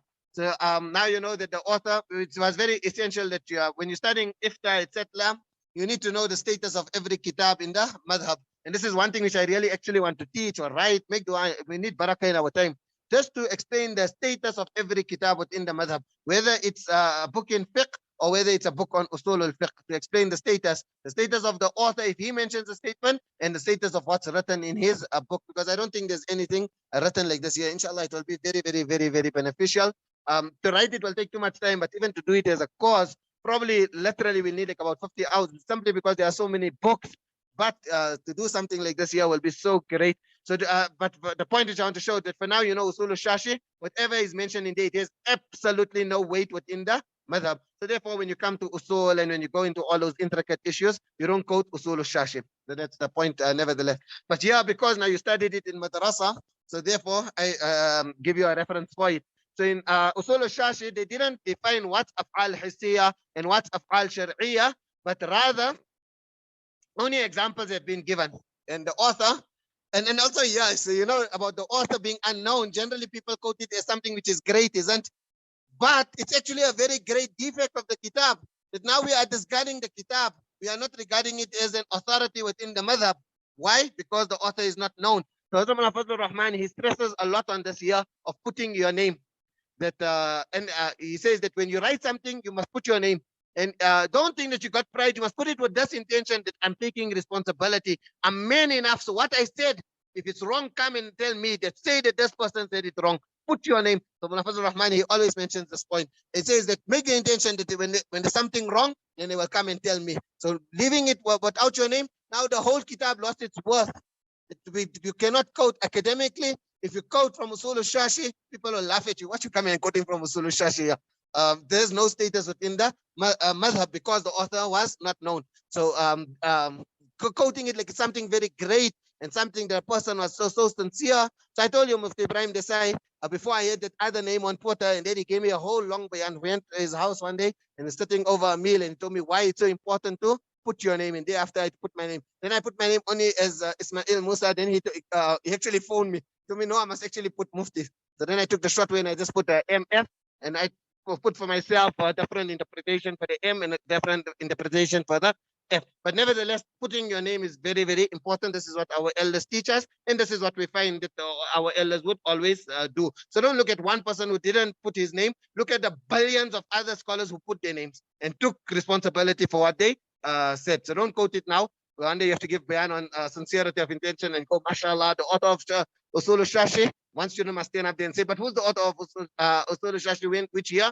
And you don't know nothing, and that makes you now you cannot use the entire book. It loses all its worth.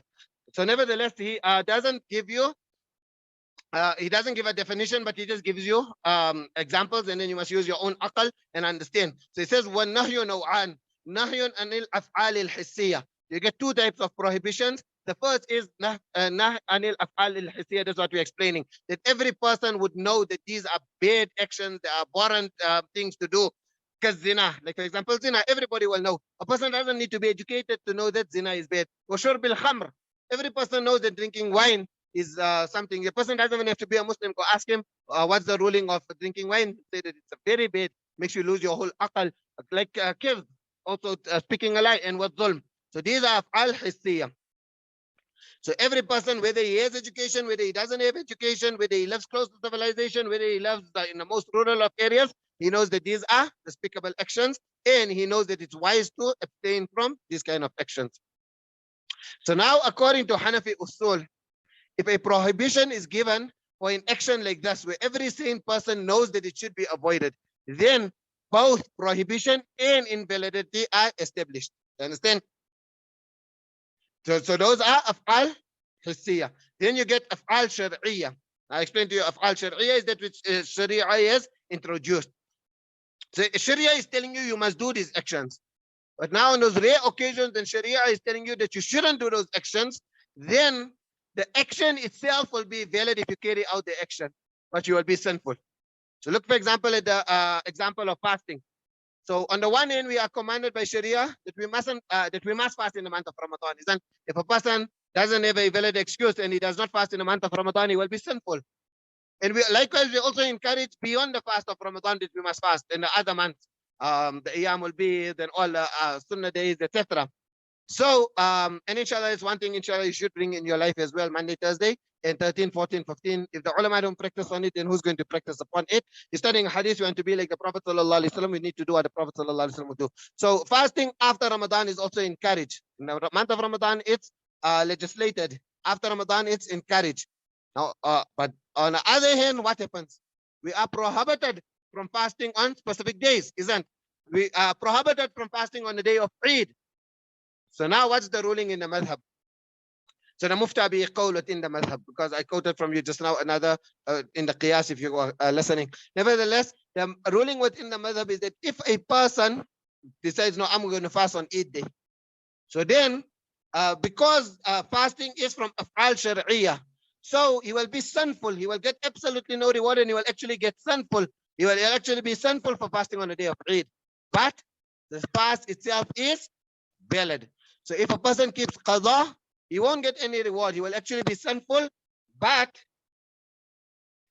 yes, so his fasting is valid, but he will be sinful. So that means his qadha is done. Say he must one fast in the month of Ramadan, he keeps it on the day of Eid. His fast qadha is done. He doesn't have to make qadha. He doesn't now he no more needs to repeat the fast. So now this is our i'tiraz, yeah. That the very same principle has to apply, yeah. Isn't salah is from af'al al-shar'iyya. So if someone does perform salah at the time of sunrise, then just like how that person who fasted on the day of Eid, you're writing here that the fasting is valid, but he's sinful. So why, yeah, we're not saying that the salah is valid, but he's sinful. So looking at it from the usuli point of view, the salah also ought to be valid, isn't? That from the very usul of the Hanafi madhhab, that the salah is valid. Yes, the person will be sinful, that's another issue. But the salah itself is valid, his fajr is done. That's the ruling according to Hanafi usul. And then this narration ought to actually be proof for us to establish our usul. Because from where our usul derived. Are we pulling out Hanafi usul from the Greek constitution or from the Bible? No, we're pulling it out from Quran and Hadith, isn't it? So it's not the other way around. That we first got put usul and now we are grading Quran and Hadith. No, we look at Quran and Hadith, and from Quran and Hadith we get our usul. So technically, like now I quoted to you from Usul al-Shashi. The author of Usul al-Shashi could have very well used this narration to prove the point that when you have Nahi and Nafi, then the action, the salah itself is valid, but the person will be sinful. So Mufti Taqi Osmani, he mentions ये इश्काल बहुत कवी है और उलमा मुतक़द्दिमीन की किताबों में इसका कोई हल नहीं मिलता. So this here is a very, very strong objection. And even if you look in the past scholars' books, you are not going to find any solution for it. However, Mulana Ashraf Ali Tanwi rahimahullah, he tried to respond to this objection. So he explained that performing salah when the sun is rising and when the sun is setting is not just nahi, rather it is also for nafi. Remember I told you the easy way to remember it, nafi is in nahu, it means that it's cancelling the whole action. Nahi is in sarf, it means prohibiting. So he's saying that it's also for nafi. And to prove this point, he brings a narration. And this narration is narrated by Imam Nasai rahimahullah, that the Prophet ﷺ said, La salata ba'da salatil fajri hatta tabzugha ash-shams, wa la salata ba'da salatil asr hatta taghrub ash-shams. So this here is, you can see la salata. So la salata is for nafi, isn't? It's a la nafiya lil jins. The la that negates the entire jins, the entire class. So this here is la salata ba'da salatil fajr. So it's not, you don't only have for a nahi, you also have nafi, you understand? This is the proof which Mulana Ashraf Ali Tanwi rahimahullah Hakim al-Ummah brought to answer this objection. So this proves that the Fajr Salah itself cannot be valid. And therefore there's ta'arud and there's contradiction. And now because there's ta'arud and contradiction, now it becomes correct to resort to qiyas. So Mufti Taqi Usmani, hafidhahullah, he first acknowledges that in comparison to all the other explanations, this here is aqrab ila al-qabul. That this here is the most closest to being accepted. But then he's saying it's still not a valid reason to resort to qiyas. Why? Because he gives various reasons. He says that la, it's at times also used for prohibition. That la before a noun, at times it's also used for prohibition. It does not necessarily mean when la comes before a noun, then it's definitely for nafi. La can come before a noun and be for nahi.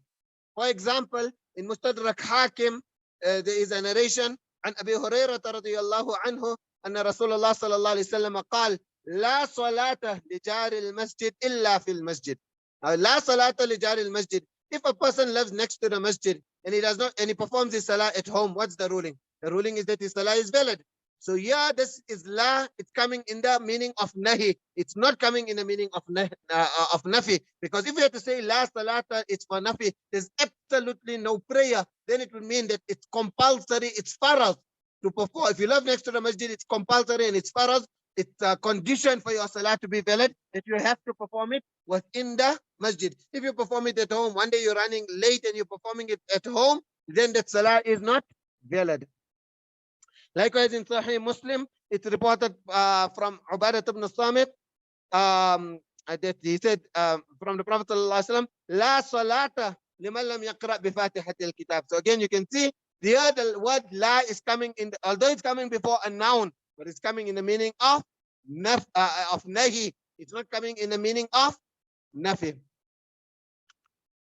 And now we also have to take into consideration that all the other narrations, they have nahi, that don't perform. It's like a clear prohibition. So therefore, it makes sense that you have this one lone narration here.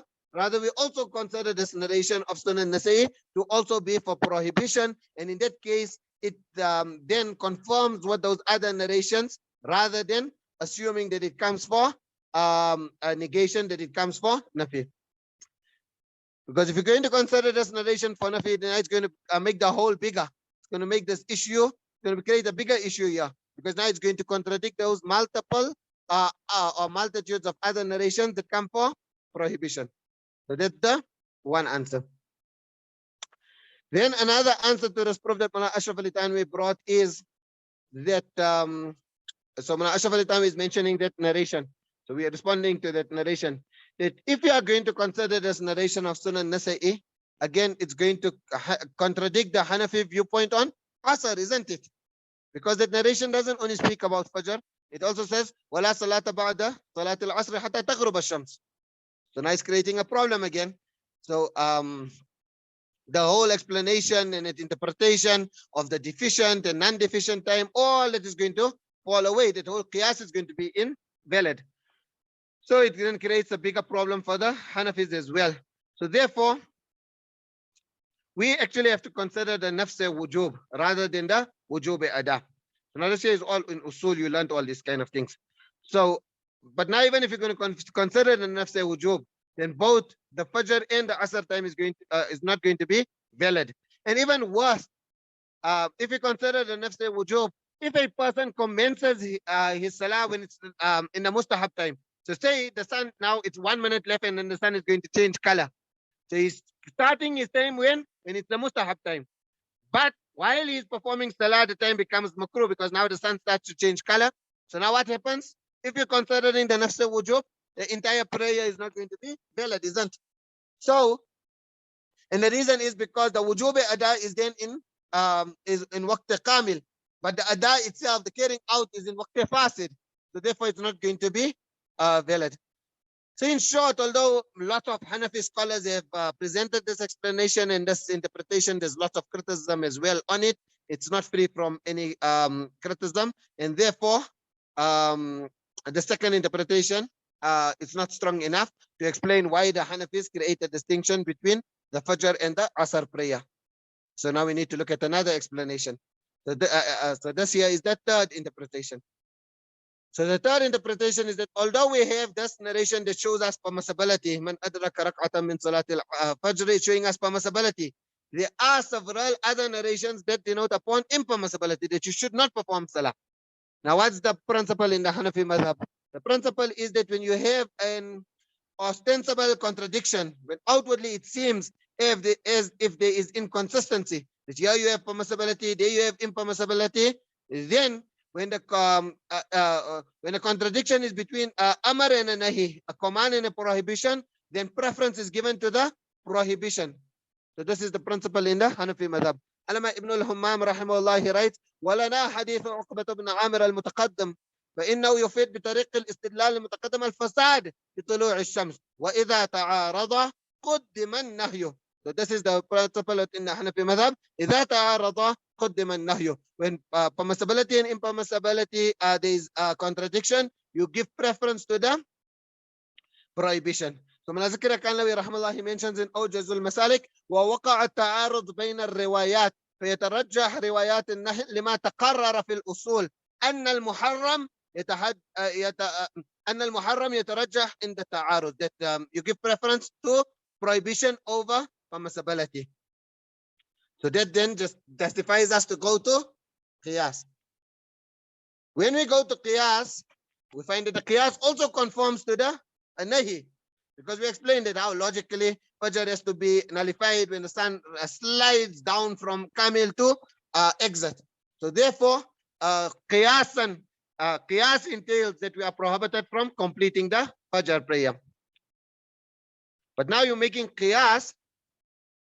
So Alama ibn Nujaym rahimahullah, he presents this also as one possible proof. وَطَائِرُهُ أَنَّ تَرْجِيحَ الْمُحَرَّمْ عَلَى الْمُبِيحِ إِنَّمَا هُوَ عِنْدَ عَدَمِ الْقِيَاسِ أَمَّا عِنْدَهُ فَالتَّرْجِيحِ. So now he's saying that here you can use qiyas for establishing why it's permissible to perform the Asr Salah. But now, if you're opening the doors of qiyas for Asr Salah, then it's also possible to make qiyas for the Fajr Salah in a different way. And then the ruling will be that the Fajr Salah should be permissible. Why? Because Fajr is strengthened by another point. So Alama ibn Nujaym rahmallah, he mentioned, وَفِي الْقُنْيَةِ كُسَالَ الْعَوَامِ. Remember, kusal al-awam, not kusal al-ulama. The lazy people from the masses, the ulama can't be lazy. So kusal al-awam, إذا صلوا الفجر وقت الطلوع لا ينكر عليهم. We actually should pass the fatwa that it's permissible for them to perform salah when the sun is rising. Why? لأنهم لو منعوا يتركونها أصلا ظاهرا. Then they will leave out the prayer in totality. So rather we tell them that it's fine if you pray it when the sun is rising because you want to wake up later, you want to perform your fajr and then rush to work. It's fine. So because if you are performing it, وَلَوْ صَلَّوْهَا تَجُوزُ عِنْدَ أَصْحَابِ الْحَدِيثِ. You have so many scholars who are mentioning that it's permissible. So rather let it be permissible according to some, rather than the person being sinful according to everyone. You know, isn't we commonly say, مَا لَا يُدْرَكُ كُلُّهُ لَا يُتْرَكُ كُلُّهُ. If you cannot perform the entire Fajr Salah within the time, at least portion of the Fajr perform it in the time, at least your Fajr becomes valid. However, you can see that this here doesn't serve the Hanafis in any way. You're just now going into crazy kind of chaos here. So therefore, we need to now look at another explanation. So now, isn't we said that all these narrations, for who it's applying? Can you remember for who it's applying? Who does narration applies for? Who can delay it until just before sunrise? The person who had a valid excuse, isn't the person who was fast asleep? He had that all the intention that he's going to perform his Fajr Salah, what Jamaat. Yes, so anyone with a valid excuse. The person who had this, he really wanted to perform his Salah, but then he overslept. So now Mullah Shabir Ahmad Uthmani, rahimahullah, in Fath al-Mulhim, he quotes from the commentary of Mashariq that the meaning is that the person who inadvertently and unintentionally, if he, but this is actually the sleeping person when he wakes up. So you remember from that, or the person who really forgot about the prayer time. And you can also then extend it to all of these people as well. So they will get the reward of the prayer. So even a female in hayd, or even a person who accepted Islam, you will get the full reward as if he performed the salah in that time. So that's the meaning. فَقَدْ أَدْرَكَ. So Imam Nawawi said we need to add on the additional words to understand it. So it's أَدْرَكَ ثَوَابَ كُلِّ الصَّلَاةِ. So this is what he quotes. فَقَدْ أَدْرَكَ أي أَدْرَكَ ثَوَابَ كُلِّ الصَّلَاةِ بِاعْتِبَارِ نِيَّتِهِ. Because this person had the female, why she's not performing salah? Because she has haze. So she had the intention that if I wasn't in this state, I would have performed salah. So that likewise, the person who overslept, he had the intention that if I wasn't in this, that I am going to wake up. So therefore, this person will get the thawab.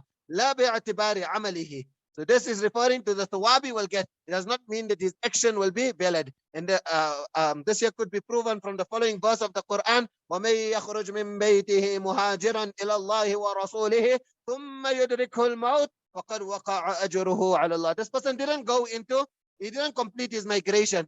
Because ثُمَّ يُدْرِكْهُ الْمَوْتُ, the word يُدْرِكُ is being used here. So thereafter he explains وَهَذِهِ قَاعِدَةُ الشَّرِيعَةِ. This here is the principle in Sharia. أَنَّ مَنْ كَانَ عَازِمًا عَلَى الْفَعْلِ عَزْمًا جَازِمًا. A person who really had the intention of carrying out an action. وَفَعَلَ مَا يَقَدِرُ عَلَيْهِ مِنْهُ كَانَ بِمَنْزِلَةِ الْفَاعِلِ. Isn't in a lockdown days the ulama used to say that if you always go to the masjid and you are habitual in performing your salah in the masjid, then now even though you're performing your salah at home, you're still getting the reward of jama'ah. Because you had this azman jaziman. So فَهَذَا الَّذِي كان له عمل في صحته وإقامته. This person here, maybe he felt that he will, if a person was healthy, he would do certain actions and he had the intention. Or if a person was not traveling, if he was at home, he would do certain actions. But now because of the mashaqqatul safar, or because of the marad, he is unable to do it. وقد فعل في المرض والسفر ما أمكنه فكان بمنزلة الفاعل. So in the same way, so this principle is going to apply to this person. So according to this explanation, if a person had a valid excuse for not performing his salah earlier, but then he managed to start his prayer before sunrise or sunset, he gets the full reward, but he will still have to repeat that prayer. So the issue of the salah breaking with the sun rising, that it comes now because of other narrations. So this narration has nothing to do with whether your salah, whether the rising of the sun is going to nullify your prayer. Rather, this narration is speaking about reward. Imam Nawawi rahmallah could take this narration and put it there under the first chapter in Riyadus Salihin. But now a person might object that Imam Malik is so knowledgeable and he's putting it under Wuqutu Salah. So how can we say that this narration must actually be put under the chapter of Niyyah and Ikhlasul Amal, etc.? So the answer to that is that when an author places a particular narration under a specific chapter, then this is his ijtihad. It is his understanding and interpretation of that narration. And other scholars can differ. So remember, other scholars, not other people who are not competent enough. Other scholars, they can differ. So now this explanation is being given. There are possible narrations that could support this explanation. This narration refers to rewards. For example, Ubaydullah ibn Abdul Majid. So he narrates from Imam Malik, who narrates from Imam Zuhri, who narrates from Abu Salama marfu'an, man adraka rak'atan min as-salah faqad adraka al-fadla. So can you see? Adraka al-fadla. Likewise, there is also another narration from Abu Salama, which could support this here. So Nafi' an Yazid an Sirin ibn al-Had an Abdul Wahhab an Abi Bakr an Ibn Shihab an Abi Salama مرفوعا من أدرك ركعة من الصلاة فقد أدرك الصلاة وفضلها. So these two could strengthen this explanation. However, with regards to the first explanation, the great Hanafi scholar Imām Ghultāyi rahimahullah, he said هذا ولا أعلم أحدا قاله عن مالك غيره. That I don't know of anyone else who narrated it like this from Imam Malik, meaning that this here will be shadh. So and shadh is a rejected narration, because one of the conditions of sahih narration is that it must not be shadh. And as for the second narration, he comments, وهذا أيضا لم يقله أحد عن ابن شهاب غيره وليس مما يحتج به على أصحاب ابن شهاب. Firstly, this person here, he's not an authority when narrating from Ibn Shihab, and second, he's the only person narrating it from Ibn Shihab. So therefore, we cannot accept this explanation. And then also, it's going to contradict, if you take in this explanation that you attain the reward of the prayer, it's going to contradict the other narrations which come, like for example in Sahih al-Bukhari, فَلْيُتِمَّ صَلَاتَهُ, isn't? It's going to contradict that.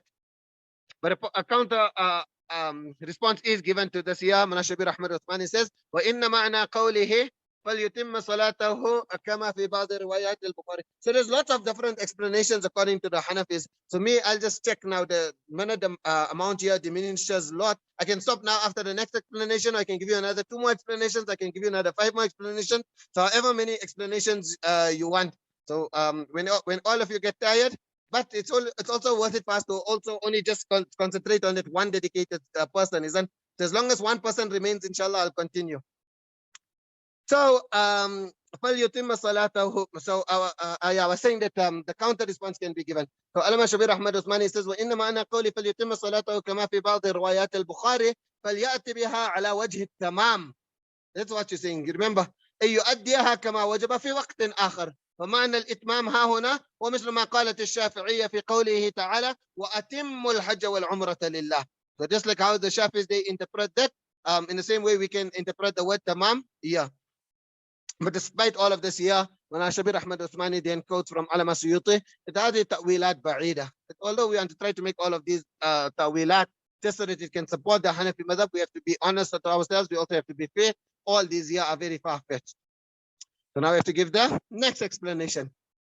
And maybe some of you might have found it convincing. Like I said, there were Hanafi ulama who found it convincing, and there were others like Shabir Ahmad Uthmani. He is not finding it convincing. So it's up to you. If you found it convincing, then well and good. If you don't find it convincing, then another explanation. So we'll look, some scholars, they mention that after Asr, what happens? There's another prayer that comes, isn't? So Asr is preceded by another prayer. After Asr, you get another prayer. But after Fajr, what happens? There's no other compulsory prayer.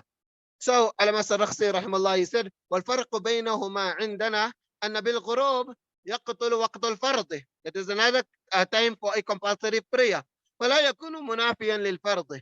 So you are performing when it's farad, you are performing your Asr Salah in a time when it's farad to perform Asr, and you are terminating it also in a time when it's farad to perform a Salah, and it is the Maghrib Salah. وَبِالطُّلُوعِ لَا يَدْخُلُ وَقْتُ الْفَرْضِ فَكَانَ مُفْتِرًا لِلْفَرْضِ. You see, but when the sun rises, now there is no time of a farad prayer. So therefore, the rising of the sun breaks the prayer. However, the answer to this here is that this discussion is about the sun actually breaking the salah. The rising of the sun actually breaking the salah. There's nothing to do with what happens after the sun rises. Because if the rising of the sun breaks the prayer, then immaterial what time you get after that, it does not matter. So if the time was broken by sunset, then it wouldn't matter that you have the Maghrib time thereafter. So therefore, Some Hanafis feel that this here doesn't make sense. Other Hanafis feel that, mashallah, it's a very great response. So now we go look at another interpretation. And this here is that it's not actually concerning the validity of the prayer. Rather, this all has to do with performing salah in jama'ah. And guess what? Guess who is the one who gave this explanation? It is none other than Maulana Anwar Shah Kashmiri, rahimahullah. I told you, if you want to become a great muhaddith, how you become a great muhaddith? When you find Anwar Shah Kashmiri mentioning something, and you scratch your head and say, what? What is he saying here now? This seems so far-fetched. It seems so off.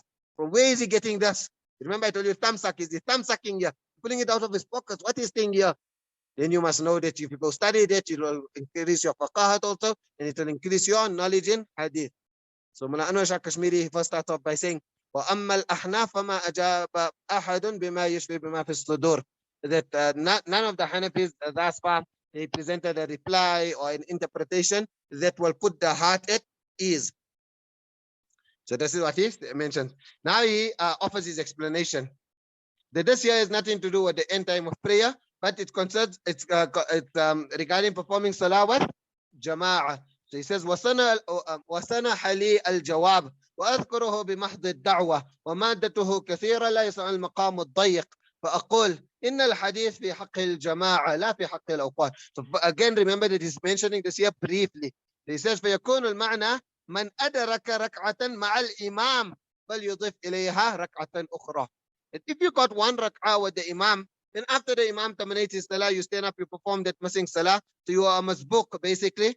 You are late comer and you missed the first rakat with the imam. Now you stand up, you perform that rakat and you get the reward of performing salah with jama'ah. وَلْتَكُنِ رَكْعَتَانِ قَبْلَ الطُّلُوعِ وَالْغُرُوبِ. Both rak'at should be before the sun rises or before the sun sets. In Ma'arif al-Sunan, Alama Yusuf bin Nuri quoted, so that's, I quoted it from what he wrote in Arf al-Shazid. This could be maybe in his durus. He said, فَلْتَكُنِ رَكْعَتَانِ جَمِيعًا قَبْلَ الطُّلُوعِ وَالْغُرُوبِ وَتَكُونُ الرَّكْعَةُ الثَّانِيَةُ بَعْدَ الْإِمَامِ مَحْصُوبًا مَعَ الْإِمَامِ. So this here is what he's mentioning. It might sound strange, isn't that the very wording of this Muwatta is going to seem to contradict it. Because what is the wording of the Muwatta? قَبْلَ أَن تَطْلُعَ الشَّمْسُ وَقَبْلَ أَن تَغْرُبَ الشَّمْسُ.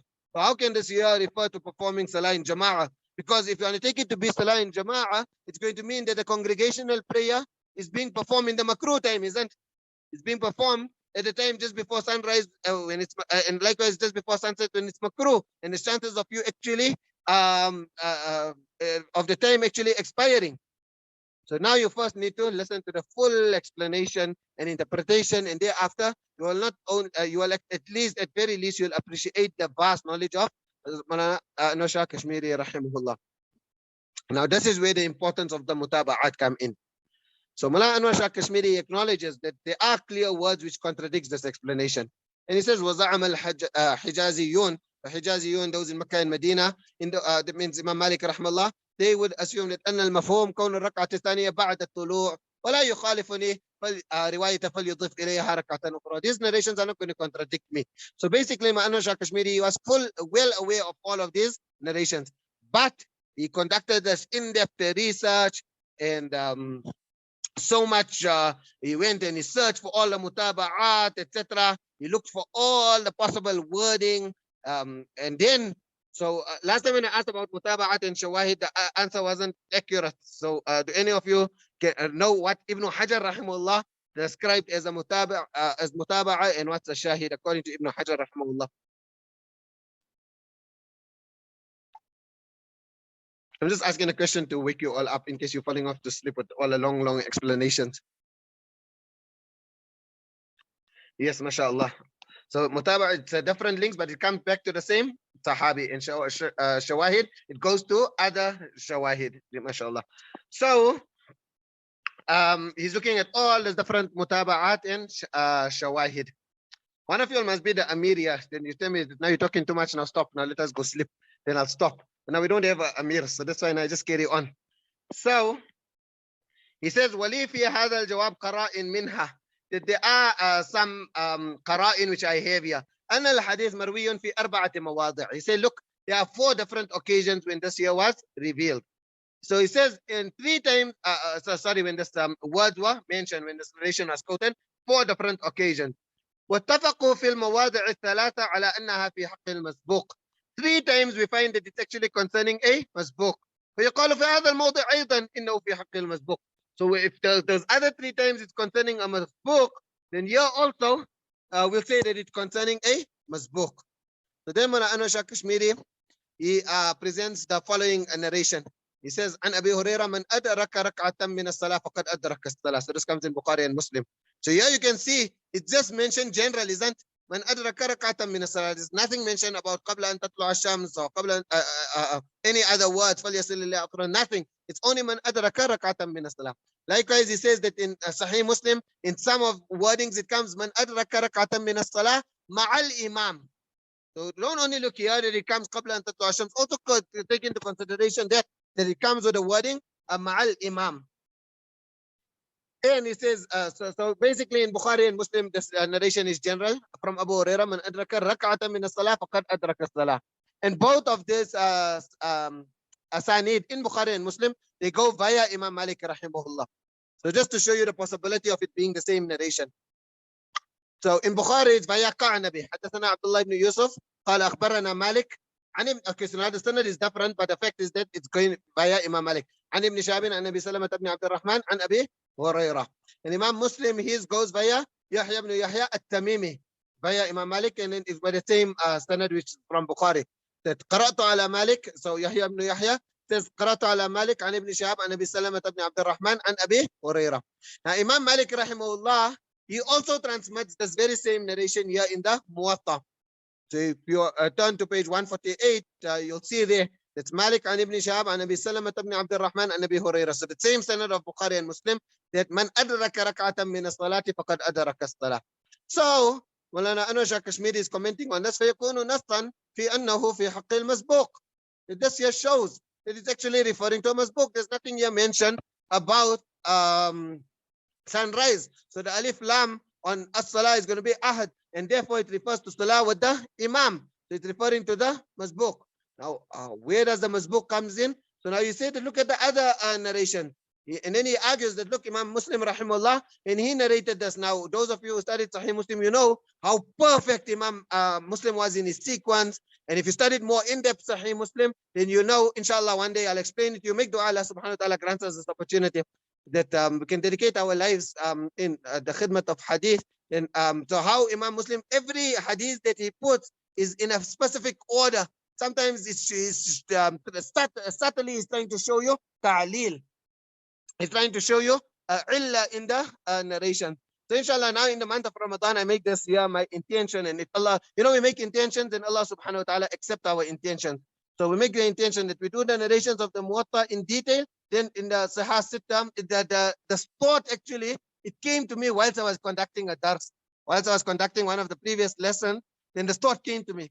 Yeah, we can actually do it like that. And then after that, you just go through them, a wording of the other kitabs. And in that way, you can do many additional kitabs as well. So nevertheless, in Sahih Muslim, this is Imam Muslim rahmallah, his style, that he sometimes show you different ilal, etc.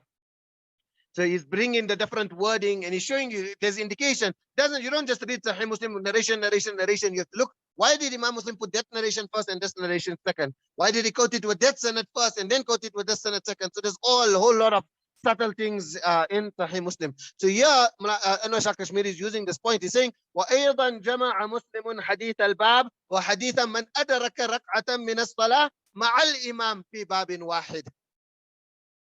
But now, isn't we also have to be fair?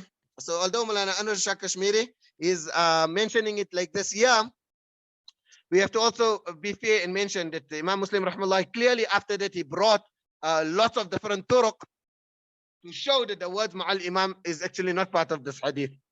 So Anwar Kashmiri is saying that he brought the words Ma'al Imam.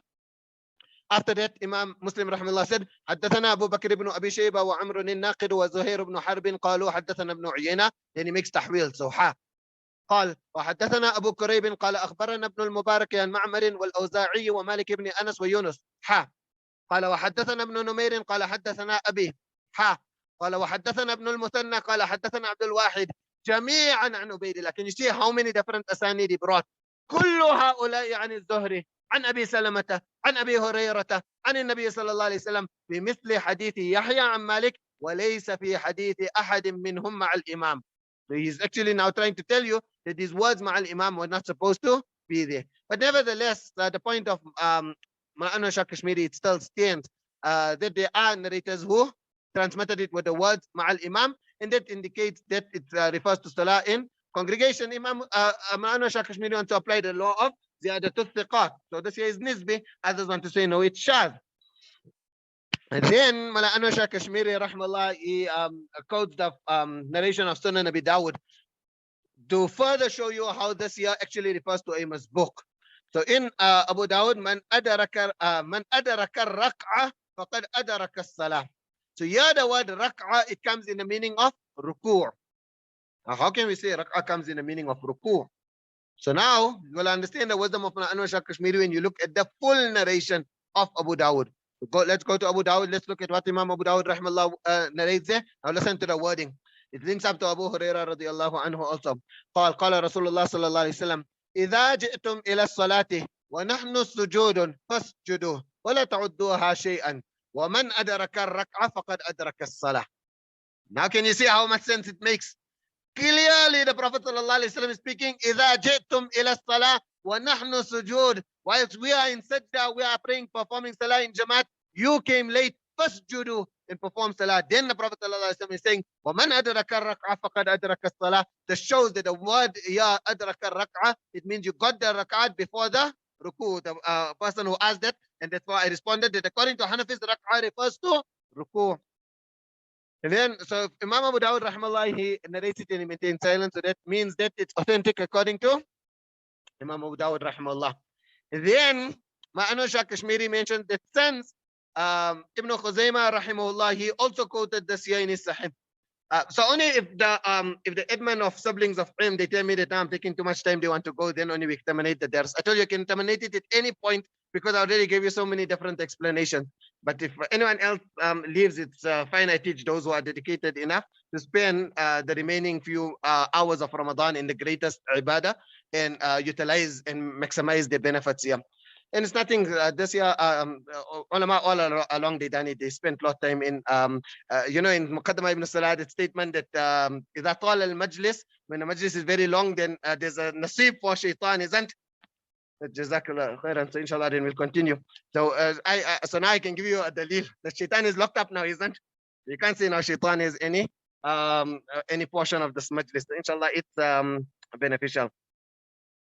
Yes, so inshallah, the whole thing is that tomorrow is our last night. If I stop this explanation now and then I continue with this explanation tomorrow, it means we do one hadith less. Or if I don't do it, then it means we never ever do it. So rather, even if it's one person, we don't look at numbers, we look at dedication, inshallah. So here we're explaining that it's referring to Jama'ah. Now there's also more points. So now another point which Maulana Anwar Shah Kashmiri uses. Jum'ah Salah. Can you perform Jum'ah Salah if you're alone according to any madhhab? In lockdown, what they would say? If you're alone, you perform Dhuhr Salah, isn't? You have to have that minimum amount. Now, whether it's 3, whether it's 40, all that, it's immaterial, but you need to perform Jum'ah Salah in congregation. So now Anwar Shah Kashmiri says that in the narration of Sunan Nasa'i, the word comes, Man adaraka rak'atan min al-Jum'ah. If you attained one rak'ah of Jum'ah, wal āḥadīth yufassiru ba'duhu ba'dah. You remember I quoted from Ibn Abdul Barr rahimahullah.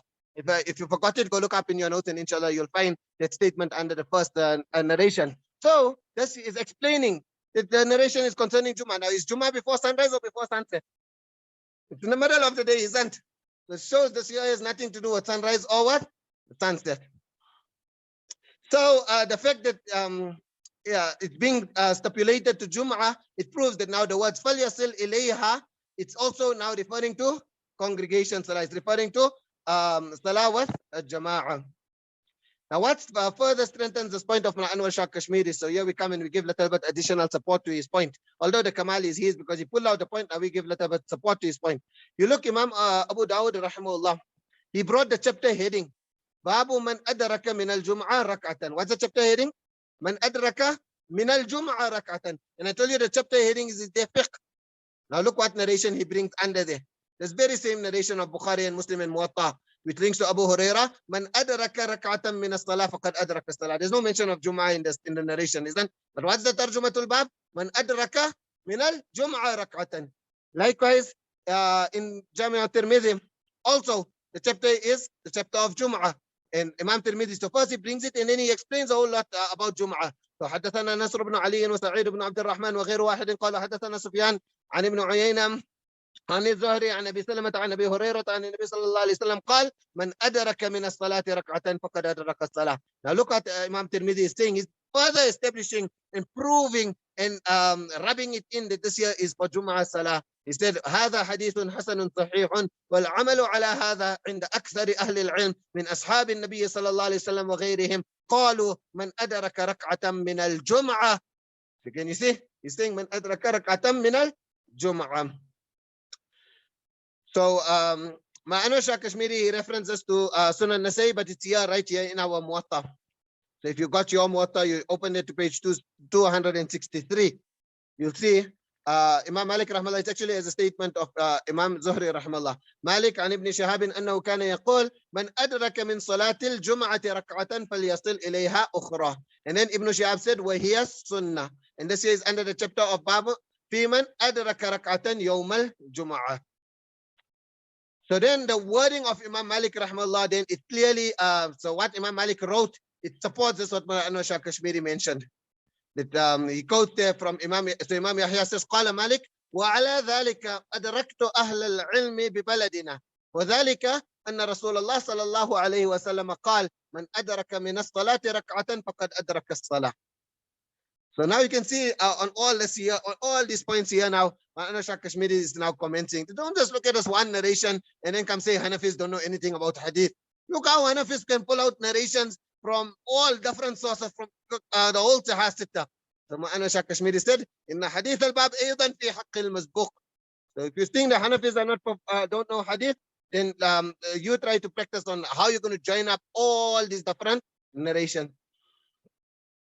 So now, Allama Yusuf bin Ori rahimahullah, he quotes that Ma'anusha Kashmiri mentioned, so maybe it was in the dars like I told you.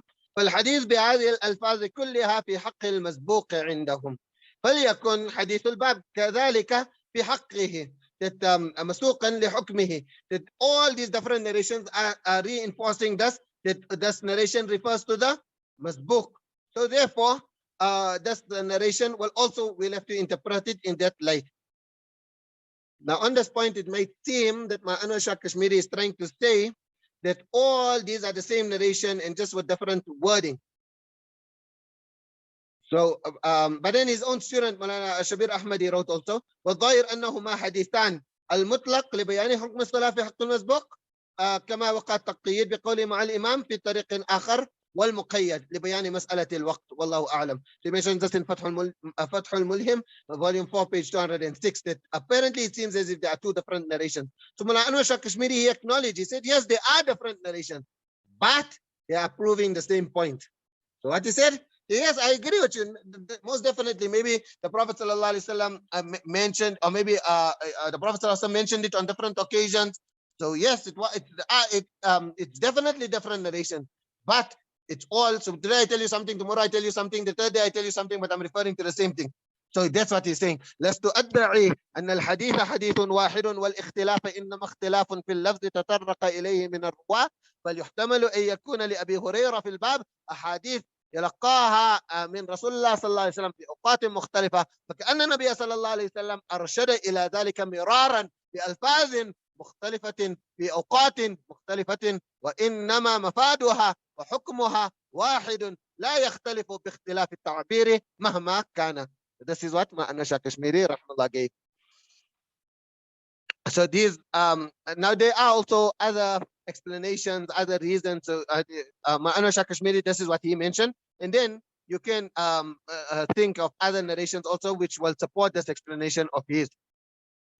But now one point which I want to show you, that now don't think that Ma'anusha Kashmiri now is just like, now I told you our South African word, thumb sucking and pulling this out from his pocket and where he's coming up with these kind of explanations just to explain and to strengthen his madhhab, and these here have no basis.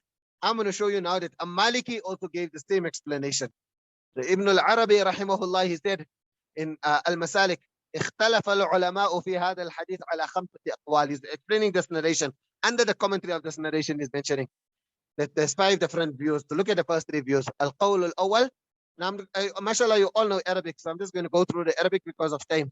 قال بعض علمائنا في تأويل هذا الحديث معناه من أدرك من الصلاة شيئا فقد أدرك فضل الجماعة واستدلوا على ذلك بأن الساعي إلى الصلاة ومنتظرها في صلاة وبما روي عن أبي هريرة رضي الله عنه أنه قال إذا انتهى الرجل إلى القوم وهم قعود في آخر صلاتهم فقد دخل في التضعيف. وقال عطاء إذا خرج الرجل من بيته وهو ينويهم فقد دخل في التضعيف أيضا. That's the first view. Second view. القول الثاني قيل من أدرك التشهد. So again, والجماعة isn't Kashmiri mentioned that this refers to salah in congregation. So من أدرك التشهد فقد أدرك فضلها. So قالوا والفضائل لا تدرك بقياس.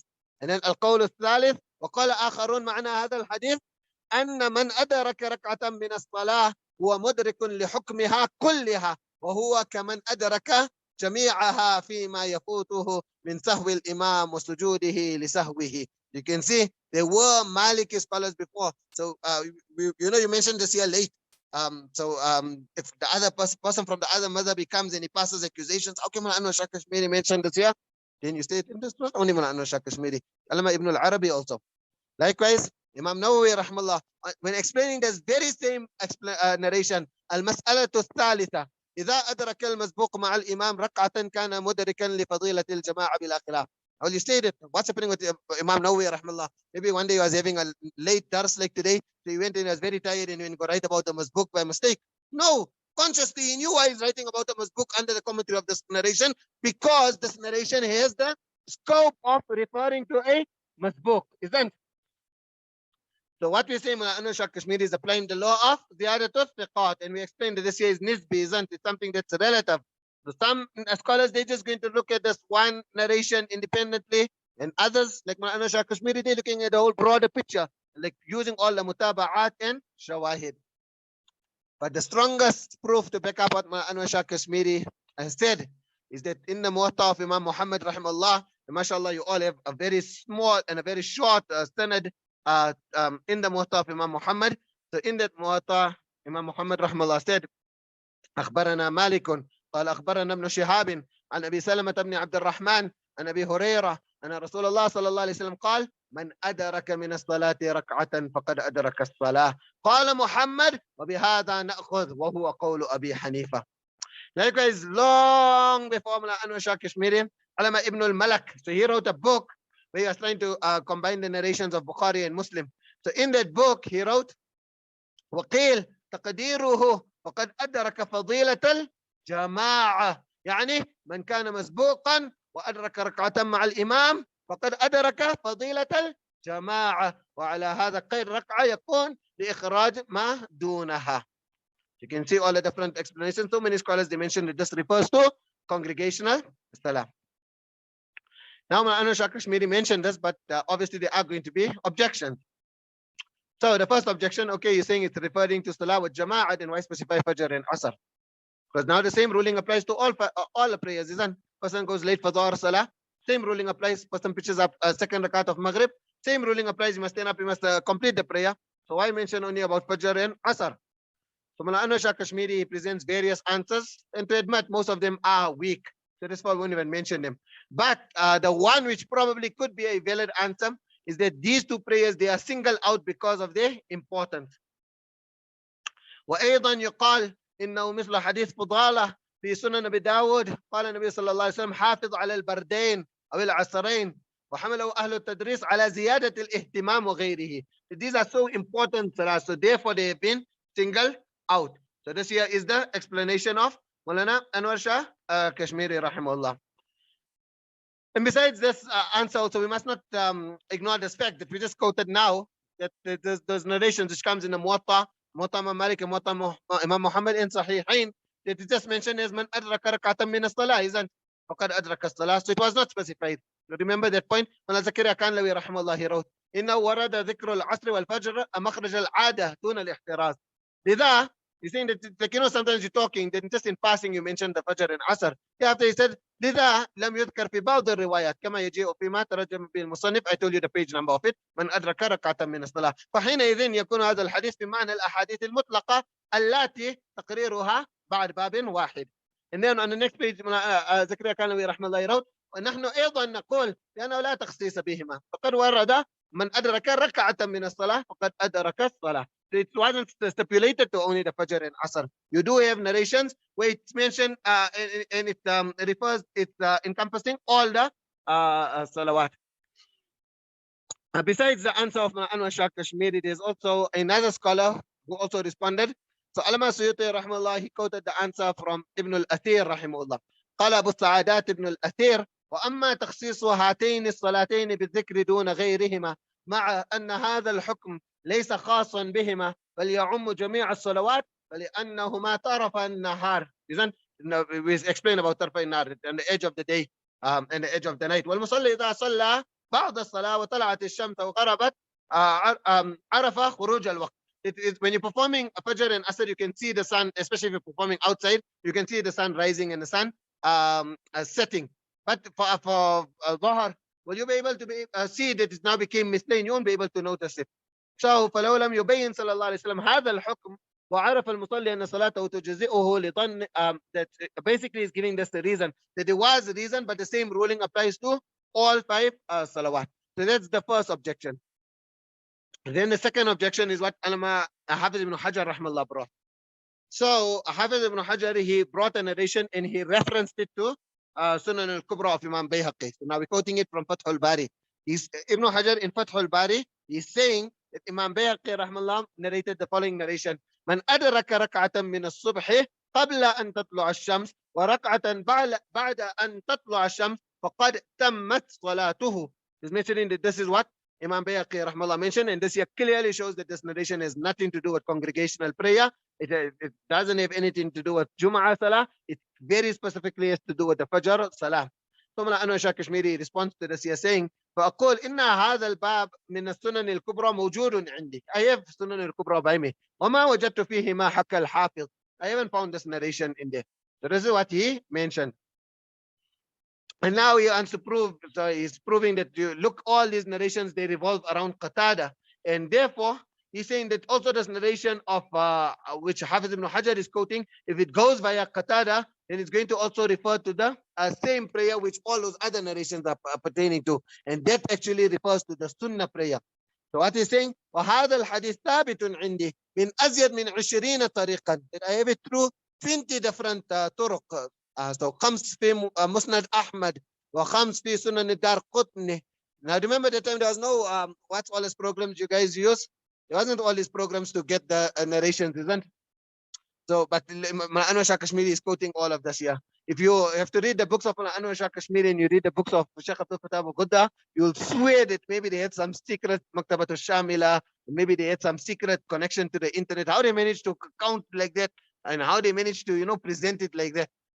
Just that because you know that all of this was invented after they passed away, that is why you won't accuse them of using that.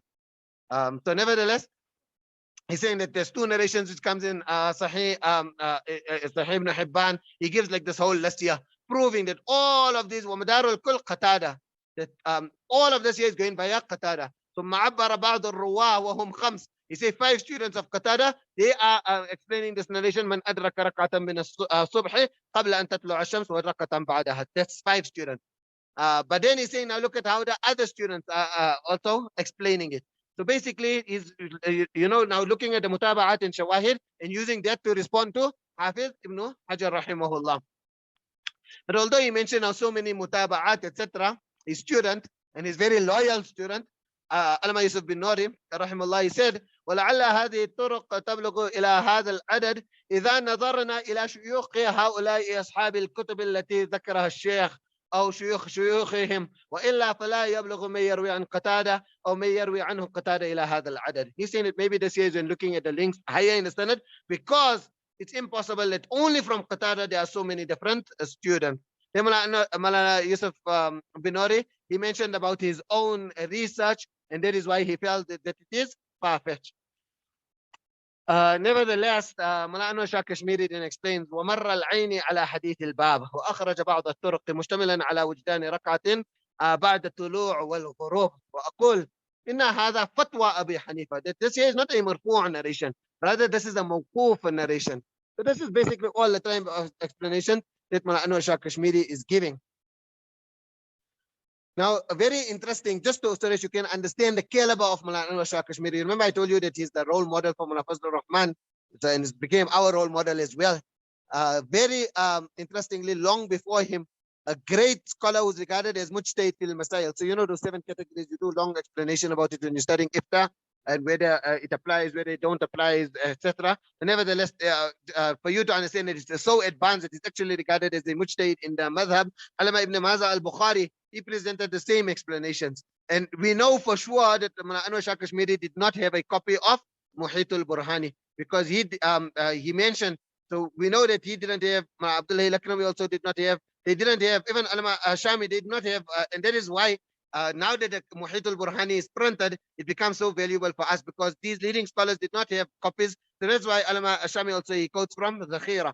But now, alhamdulillah, we got Muhit al-Burhani. But nevertheless, so Mullah Anwar Shah Kashmiri couldn't, like, you know, steal other people's research. Just is very common where you go and you steal other people's research. And you know, Shaykh Abdul Fattah Bukhata, in the beginning of Qimat al-Zaman, he speaks about the barakah of ilm, that when you go steal other people's research and then you want to make it seems like you muhaqqiqul zaman wa mudaqqiqul millah, that you're the allama of the time, but meantime you just copied and pasted someone else's research. And he mentions that how you get deprived of the barakat of knowledge, etc. So this year Mullah Anwar Shah Kashmiri had no knowledge about it, but his understanding resembled the understanding of a mujtahid fil masail. So Alama ibn Maza al-Bukhari rahimahullah, he said, ثم ذكر في الكتاب إذا كان يرجو إدراك ركعة من الفجر مع الإمام، ركعة من الفجر مع الإمام يأتي بركعتي الفجر، ولم يذكر ما إذا كان يرجو إدراك القعدة مع الإمام صريحا هل يشتغل بركعتي الفجر، وأشار إلى أنه يدخل مع الإمام، فإنه قال إذا خشي أن تفوته ركعتان مع الإمام دخل في صلاة الإمام، وبه أخذ بعض المشايخ، بخلاف ما إذا كان يرجو إدراك ركعة من الفجر مع الإمام، لأن هناك بإدراك ركعة من الفجر يصير مدركا للفجر حكما، فإن رسول الله صلى الله عليه وسلم قال من أدرك ركعة من الفجر فقد أدركها. Exact same understanding like Mullah Anwar Shah Kashmiri. So can you understand the honor of Mullah Anwar Shah Kashmiri? And then, so now this explanation which was given by Ibn Maza al-Bukhari, then obviously now other Hanafi ulama will mention it in Tabyin al-Haqa'iq. قال رحمه الله ومن خاف فوات الفجر إن أدى سنته ائتم وتركها لأن ثواب الجماعة أفضل والوعيد بتركها ألزم. Remember, والوعيد بتركها ألزم. If you're alim, don't think that now you don't have to perform your salah with jama'ah. والوعيد بتركها ألزم. فكان إحراز فضيلتها أولى. قال رحمه الله وإلا فلا، أي إن لم يخشى أن تفوته ركعتان إلى أن يصلي سنة الفجر، فإن كان يرجو أن يدرك إحداهما لا يتركها لأنه أمكنه الجمع بين الفضيلتين، وهذا لأن إدراك الركعة كإدراك الجميع، لقوله عليه السلام من أدرك ركعة من الفجر فقد أدركها. Now you understand the caliber of Mullah Anwar Shah Kashmiri. But so now basically Mullah Anwar Shah Kashmiri denied that this narration comes in Sunan al-Kubra of Imam Bayhaqi.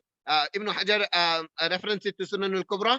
Mullah Anwar Shah Kashmiri, he denied it comes in Sunan al-Kubra, and then he brought a whole lot of other turuq. But in our print, so in the printed copies of Sunan al-Kubra, this narration is there. So therefore, Allama Yusuf bin Nari and Mufti Taqi Uthmani, they both agreed that this narration definitely is strong proof against Mullah Anwar Shah Kashmiri. Yes, Mullah Anwar Shah Kashmiri, he felt it's not there. So therefore, the proof was that he didn't think that this year is against him. But we found that this narration, Hafiz ibn Hajar was correct. That Imam Bayhaqi either mentioned it or he didn't mention it. Isn't Ibn Hajar is saying that that Imam Bayhaqi did mention it. Mullah Anwar Shah Kashmiri is saying that he didn't mention it. But when you go to the kitab, we find it is there. So it means that his copy was deficient and that narration is there. So therefore, and I told you it comes via Darawardi, and in the same sanad like the Muwatta. that so basically Ishaq ibn Ibrahim al-Hanzali, he says حدثنا عبد العزيز بن محمد الدراوردي, and then he's quoting أخبرني زيد بن أسلم عن طيب بن يسار وبصر بن سعيد وعن الأعرج يحدثون عن أبي هريرة أن رسول الله صلى الله عليه وسلم قال من أدرك من الصبح ركعة قبل أن تطلع الشمس وركعة بعد ما تطلع فقد أدرك الصبح. So this is in Sunan al-Kubra in volume 1 on page 378. So then now it's very concrete evidence against Mullah Anwar Shah Kashmiri because it's proven it is there. So Mufti Taqi Uthmani, Hafidahullah, he explains that this here is clear. The word rakatan is used, so you cannot refer to the Sunnah prayer. So then Mullah Anwar Shah Kashmiri, then he also gives lots of other explanations, and his loyal and dedicated student, Allama Yusuf bin Nuri, he explains all of this explanation in Ma'arif al-Sunan. If you want to, you can go refer there, you can go read it. And he adds even more support from his own side to the explanation. But at the end, Allama Yusuf bin Nuri, he then confesses that in spite of all of this explanation of my sheikh, of my teacher, of my illustrious ustad, I still don't have comfort on this explanation. So he doesn't feel content with this. But one interesting point that Allama Yusuf bin Nuri mentioned, after citing all this research of Maulana Anwar Shah Kashmiri, he's saying, yes, all this research does not convince us that you can create the distinction between Fajr and Asr. He presented a lot of research, isn't? So all this research of Maulana Anwar Shah Kashmiri, it does not convince us. And also, Alhamdulillah, we also got ijazah via the sons of Maulana Anwar Shah Kashmiri, Maulana Anwar Shah Kashmiri, Rahmallah, etc. So you get ijazah in all of those as well. So all this explanations, it does not convince us that you can create this distinction between the Fajr and the Asr Salah. But then what he says, the thing what we can take out from all of this here, he's saying that I'm mentioning all of this, لكي تقدر في قلبك ذلك الجهد والمكابدة في البحث والتنقيب وافقت أم لم توافق. That at least appreciate the amount of research, how much tiredness Allama Anwar Shah Kashmiri to go to present all this to you. Whether you agree with him or whether you don't agree with him. وَرَحِمَ اللَّهُ مَنْ أَنصَفَ وَعَرَفَ الْمَقَادِيرِ. He's saying that at least realize the virtue of another person. When he has so much tahqiq, he's presenting it to you. That you, whether you want to agree with Anwar Shah Kashmiri or you don't want to agree with him, that عَرَفَ الْمَقَادِيرِ, at least accept that he was definitely a great scholar. But you can see at the end, Allama Yusuf bin Nuri is mentioning that no, you do have this narration of Sunan al-Kubra. Because of this one narration of Sunan al-Kubra, it throws water on all that research that Anwar Shah Kashmiri brought. Had it really been that this narration of Sunan al-Kubra wasn't there, then guess what? At 11 o'clock, we would have quoted it, we would have said, Sadaqallahu al-Azim, and we would have said, wa akhiru da'wana, and alhamdulillah rabbil alameen, and have all gone to sleep because we would have a very, very strong proof. We wouldn't even have to mention all the other proofs. But because of that one narration being there in Sunan al-Kubra, now we have to start up till so late and give all these different interpretations because this then becomes weak. Then the seventh is the explanation of Mullah Zakaria Kanlawi, rahimahullah, Shaykh al-Hadith. So, he mentions, well, awjah indi fi wajhi tarjih. You know, one thing about Anwar Shah Kashmiri just comes to my mind now. Many people, when he passed away, then like as a bashara, to show that they came, Nabi sallallahu alaihi wasallam was coming to fetch them. So many people, it was Nabi sallallahu alaihi wasallam and Mullah Zakaria Kandlawi. I don't know if you noticed that if you read the dreams that was seen when Mullah Harun Abbas Umar passed away, the dreams that was seen when Mullah Yunus passed away, all these dreams, it's who? Nabi Sallallahu Alaihi Wasallam and Mullah Zakaria. So many dreams, must go check it up. Although, and just by the way, just so that you know, now you think, oh, I'm quoting dreams. Go open Muqaddamah ibn Salah, you'll find that he also quotes dreams. Go open books on Ulum al-Hadith, you'll find that the Muhaddithun also mentioned dreams. So yes, dreams are not a hujjah, but you can take like, you know, inspiration. It's only the hujjah for the person who sees it, and Muhaddithun continuously mentioned about dreams. So yeah, just came to my mind. So والأوجه عندي في وجه ترجيح جواز العصر دون الفجر أن ظاهر قول آلهم عز اسمه أقم الصلاة لدلوك الشمس إلى غسق الليل. So now this ayat, Mullah Zakaria Kanlawi rahimahullah, he's saying that the best explanation which I can give why your Asr Salah is going to be valid and why the Fajr Salah is going to break with sunrise is look at this verse of the Quran. أقم الصلاة لدلوك الشمس. Perform Salah. But now here the word is written liduluk shams. And that's what's going to make this argument weak. Because, okay, let's first explain it like how he explained it. So from the time the sun starts to decline until the night becomes dark. So that means it's encompassing. That means until the night becomes dark.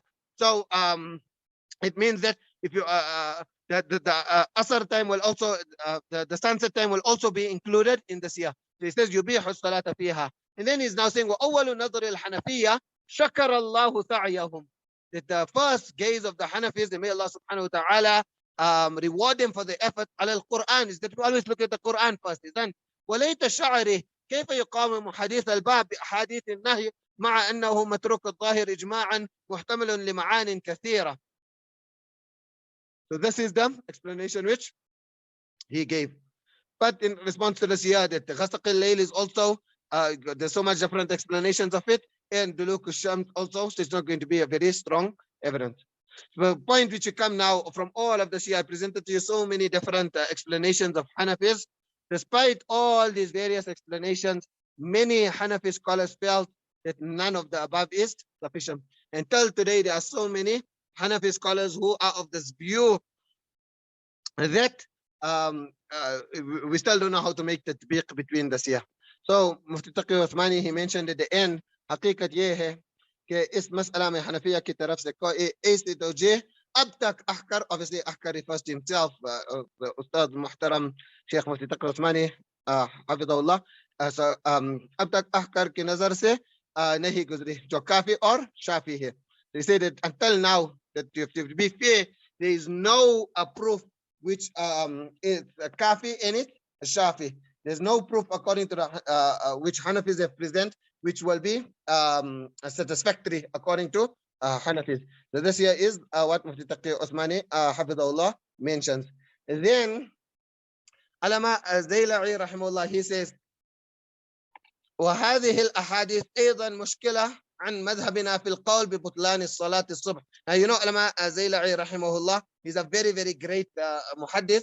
That you know the Salafis, they generally like to say that Hanafis, we don't have muhaddithin in the Hanafi madhab, but they have to acknowledge Alama Zayla'i, the author of Nasb al-Raya. They have to acknowledge him that he was definitely a very great muhaddith. So he's saying that in spite of being the greatest muhaddith, like not the greatest, but one of the very senior muhaddithin within the madhab, he's saying وهذه الأحاديث أيضا مشكلة عن مذهبنا في القول ببطلان صلاة الصبح إذا طلعت عليها الشمس.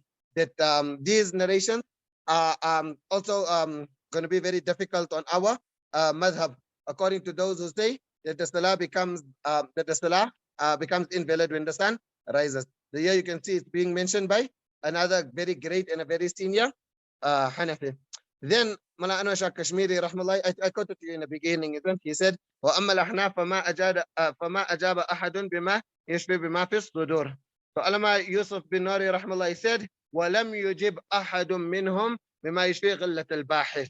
That none of them replied, no one is yet has replied with what will satisfy the burning thirst. Now, we Hanafis, now we got this overwhelming thirst. We want to know why are the Hanafis creating this distinction. So, Mufti Taqi Uthmani explains that it's for this reason that you get now Hanafi scholars will actually even pass fatwa. But that is for those kind of Hanafi scholars who reach that level. So, for example, Alama Gangohi, you know Manashir Ahmad Gangohi, if you're doing ifta, you must go research and find out who said that he's even greater than Alama Shami rahimahullah.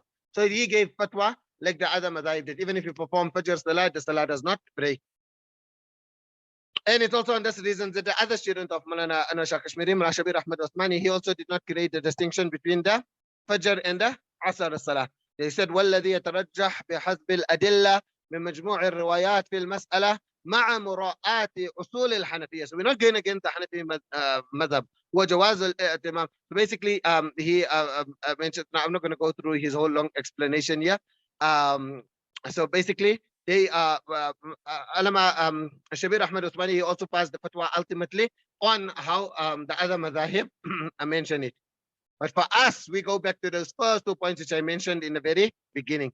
So can you remember those first 2 points? Those are a very important points. If we do not have a clear statement from the very early Hanafis, Okay, we're from Imam Tahawi, but basically from the direct students of Imam Muhammad, or from Imam Muhammad, or from Imam Abu Hanifa rahimahullah. We don't have a very clear statement of them telling us why they created this distinction. So whatever is being mentioned, all what I mentioned to you over the past hour or however long it was, it's all just assumptions. It does not mean that the Imams of our madhab made this the Imams of our madhab created this distinction because of these reasons. Maybe they had better reasons. Maybe they had āḥadīth which we don't have. So that's the first thing. And the second thing, we are muqallids, and therefore, in spite of this whole long explanation, inshallah, we'll continue to follow the view which is mentioned in the books of our madhab and in the books of fatawa. And therefore, according to us, the Fajr Salah will break with the sun rising, but Asr Salah will be valid. Now, okay, so can we now say that, okay, the second explanation isn't I gave two interpretations if you're still following. So from the beginning, that the first interpretation was about that a young boy who becomes baligh, and about that female who becomes pure. So can we now specify it? Let's say, okay, the second part here, it's not making a lot of sense within the Hanafi madhab. So let's at least specify that, no, the first interpretation. So Allama Anwar Kashmiri commented this, and وَالْحَالُ أَنَّهُ لَا إِمَاءَ فِي مَتْنِ الْحَدِيثِ إِلَى الْمَعْذُورِ. Likewise, he raised one concern. He said, وَالْجَوَابَ الَّذِي ذَكَرَهُ الطَّحَاوِي ثُمَّ رَدَّهُ مذكور في مدونة مالك عن ابن قاسم تلميذ مالك، ويمكن نفاذ ذلك الجواب في الجملة، فإن فخر الإسلام واسترخصه مختلفان في من طهرت أو أسلم أو بلغ، هل يجب عليه الأداء في الحال أو بعد طلوع الشمس. So now basically you have to go through all these subtle points, and you can't then just specify this narration to refer to the first interpretation.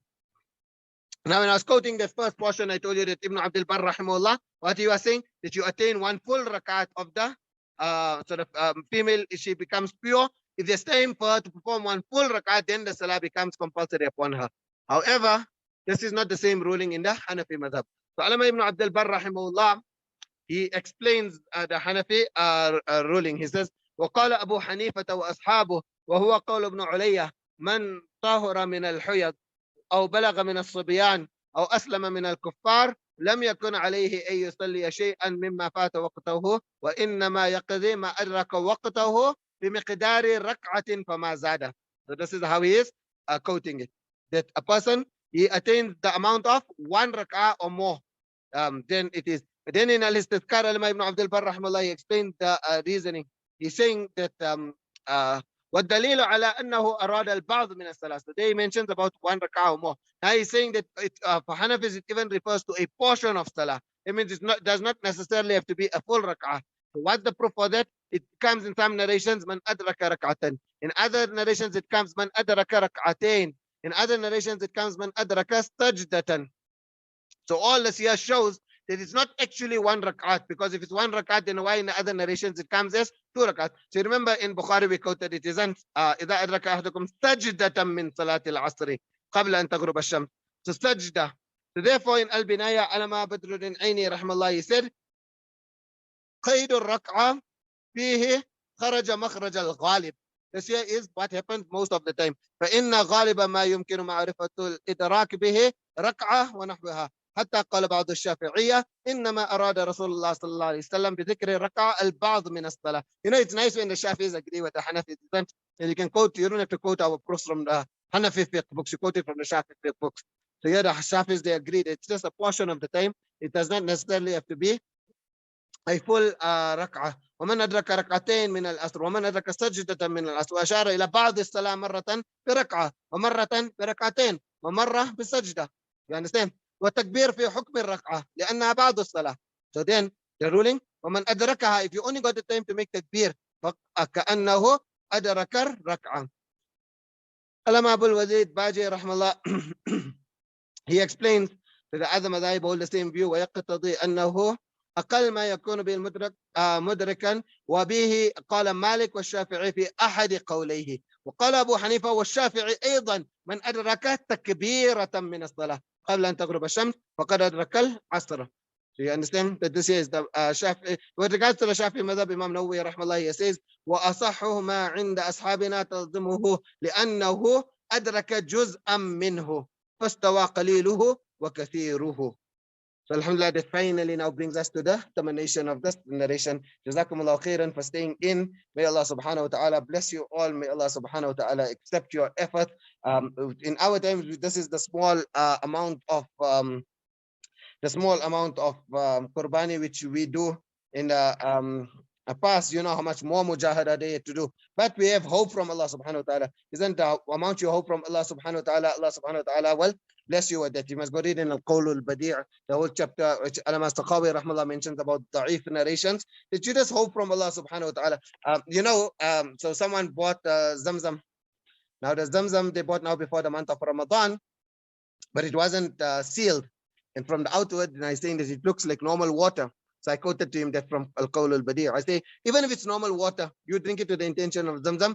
Based on this, what Imam Tahawi is using, you'll get the reward of Zamzam. So in the same way, we hope that inshallah, we just, when you try to be like some people, we're trying to now resemble how the pious, they used to stay in right up until Fajr. We, in our small way, we are resembling them. We trust that inshallah, Allah subhanahu wa ta'ala will bless us like how Allah subhanahu wa ta'ala bless them. Jazakumullah khairan. Assalamu alaikum wa rahmatullahi wa barakatuh.